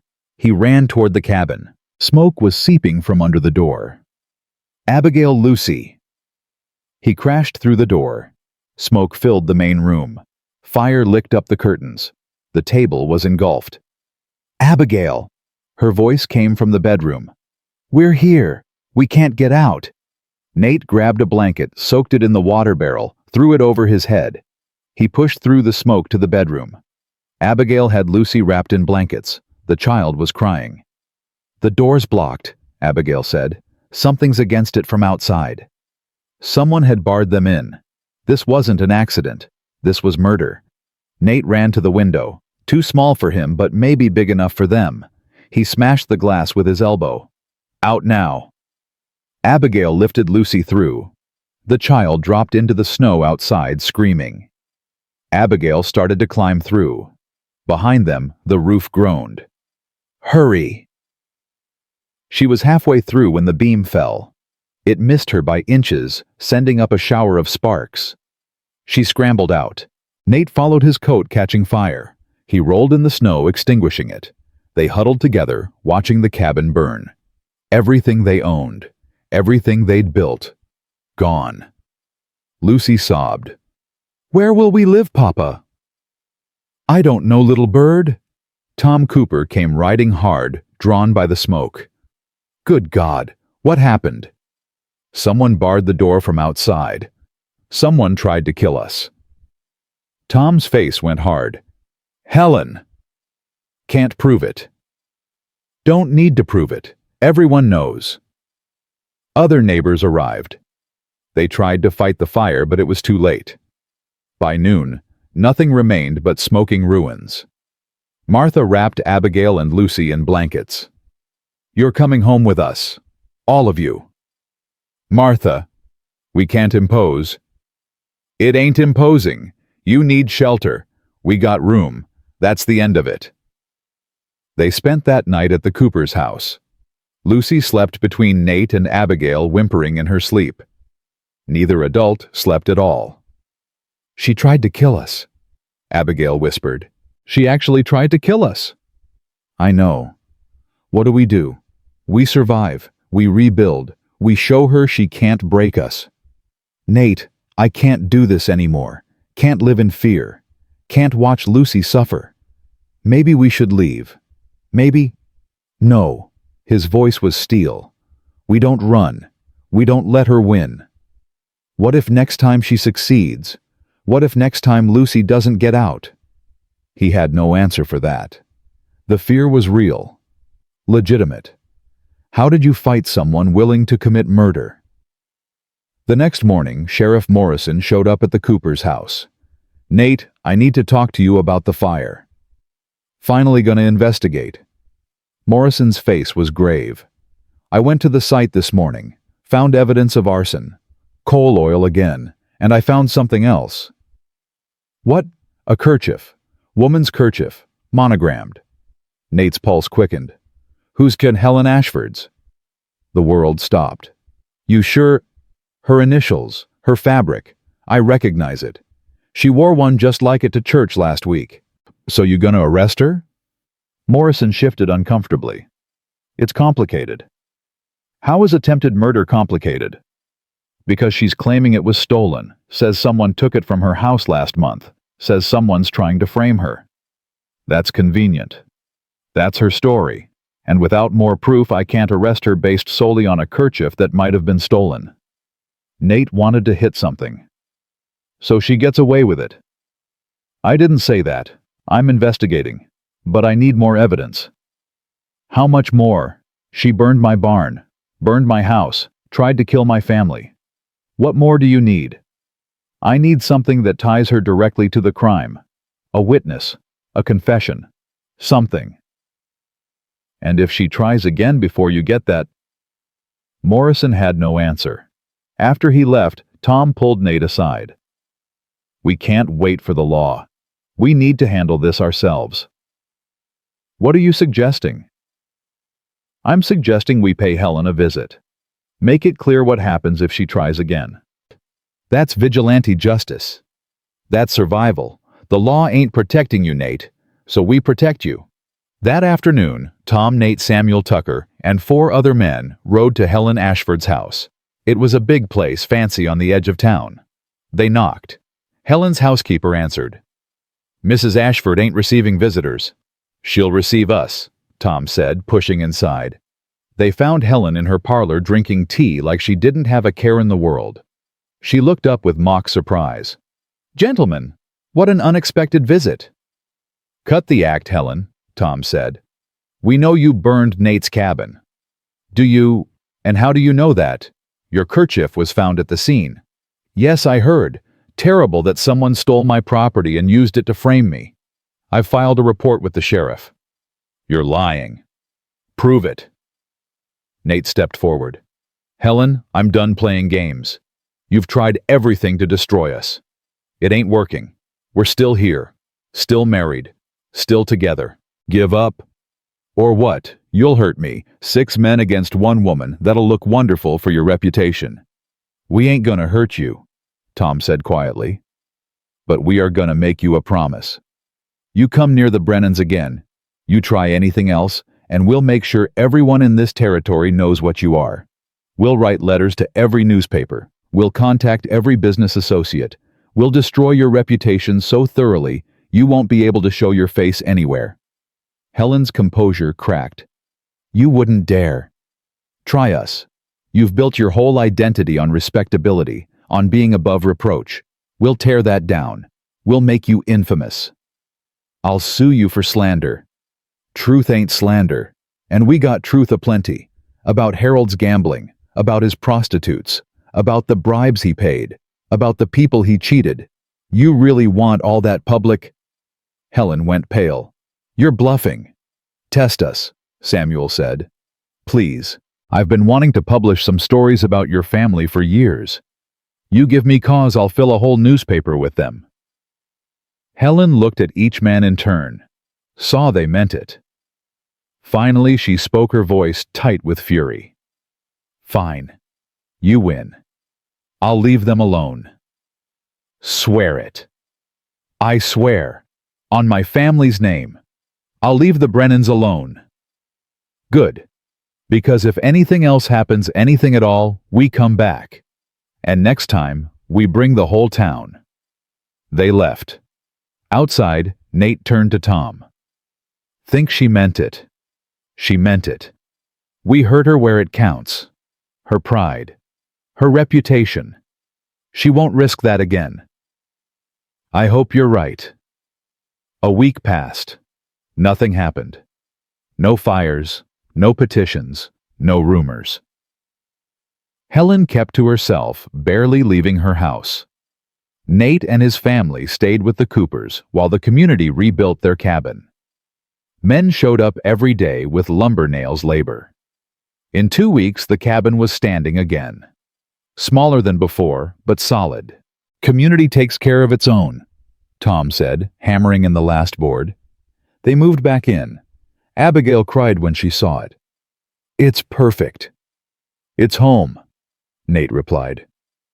That night, their first night back, Lucy was finally sleeping soundly.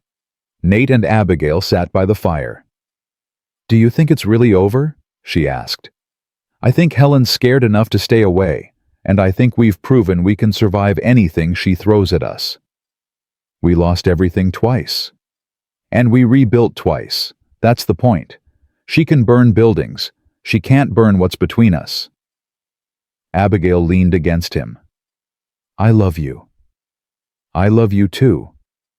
Even though I brought all this trouble." "You didn't bring trouble. You brought life. Trouble was already here. We just had to face it." "What about Lucy?"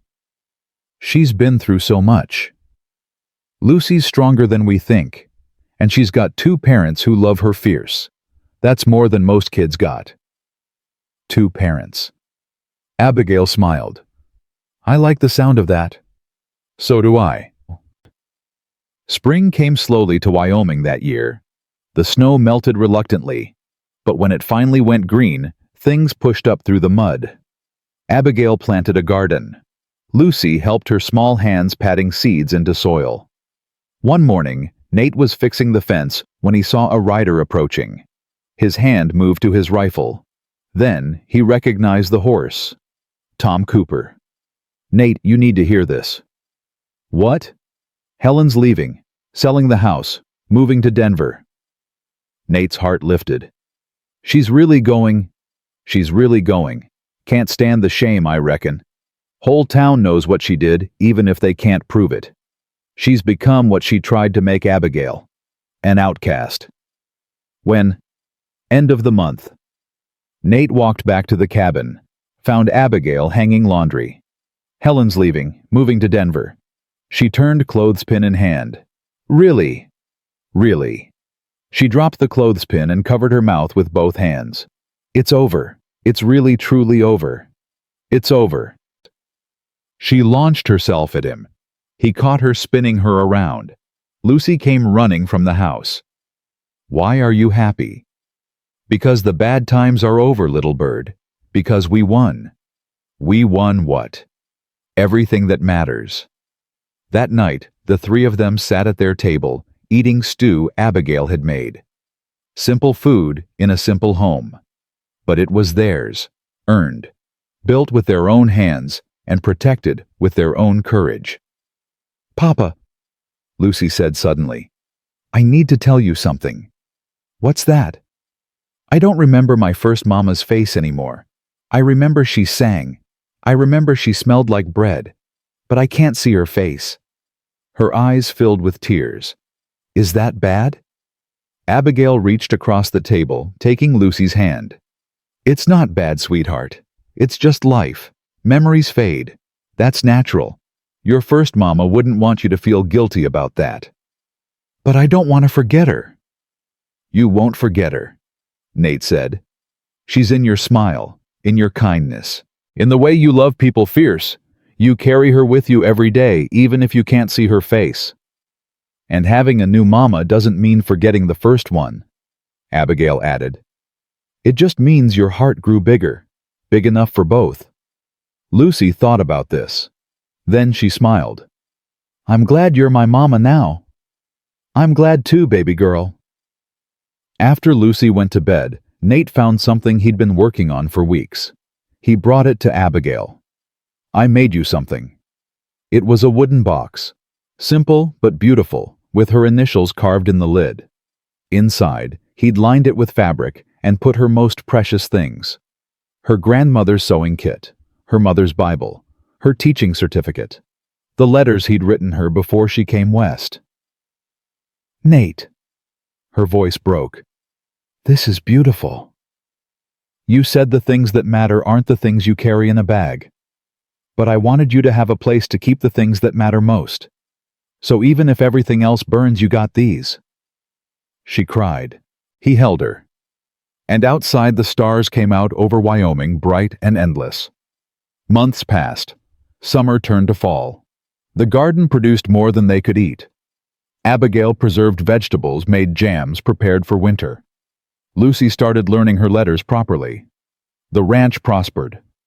One October evening, Abigail came to Nate with news. "I'm pregnant." He stared at her. "You're sure?" "I'm sure." Joy exploded through him. "We're having a baby! We're having a baby!" He lifted her off her feet, spinning her. "Lucy's gonna be a big sister. Think she'll be happy." "Are you joking?"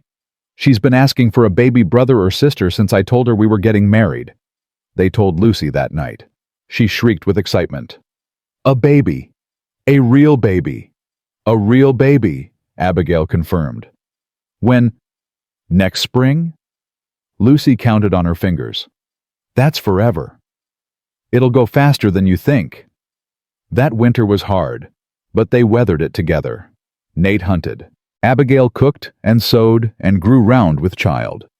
Lucy helped with everything, taking her role as big sister seriously before the baby was even born. In March, when the snow was just starting to melt, Abigail went into labor. Martha Cooper came to help. Tom took Nate and Lucy to his house. "Women's business," he said firmly. "We stay out of the way." Nate paced for 12 hours. Lucy fell asleep. Tom kept him company, telling stories to distract him. Finally, just before dawn, someone knocked. Martha stuck her head in. "You can come now." Nate ran to the cabin. Abigail was propped up in bed, exhausted but radiant. In her arms was a tiny bundle. "It's a boy," she said. "A healthy boy." Nate approached slowly, hardly believing. She pulled back the blanket. The baby had dark hair and a red face. His tiny fist waved in the air. "He's perfect," Nate whispered. "Wanna hold him?" "I'm scared I'll break him." "You won't." She placed the baby in his arms. Nate looked down at his son and felt something fundamental shift in his chest. This was new life, new hope, proof that they'd survived and built something lasting. "What should we name him?" Abigail asked. Nate thought. "Then William, after your father. Give him a chance to be the man your father couldn't be." Tears streamed down her face. "You'd do that? Your father made mistakes, but he raised a daughter of courage and honor. That counts for something. Let's give his name a second chance, same as we got. William Brennan. I love it." Lucy burst in, Martha following apologetically. "I couldn't stop her." "It's fine." Nate held out his arm. Lucy climbed onto the bed carefully.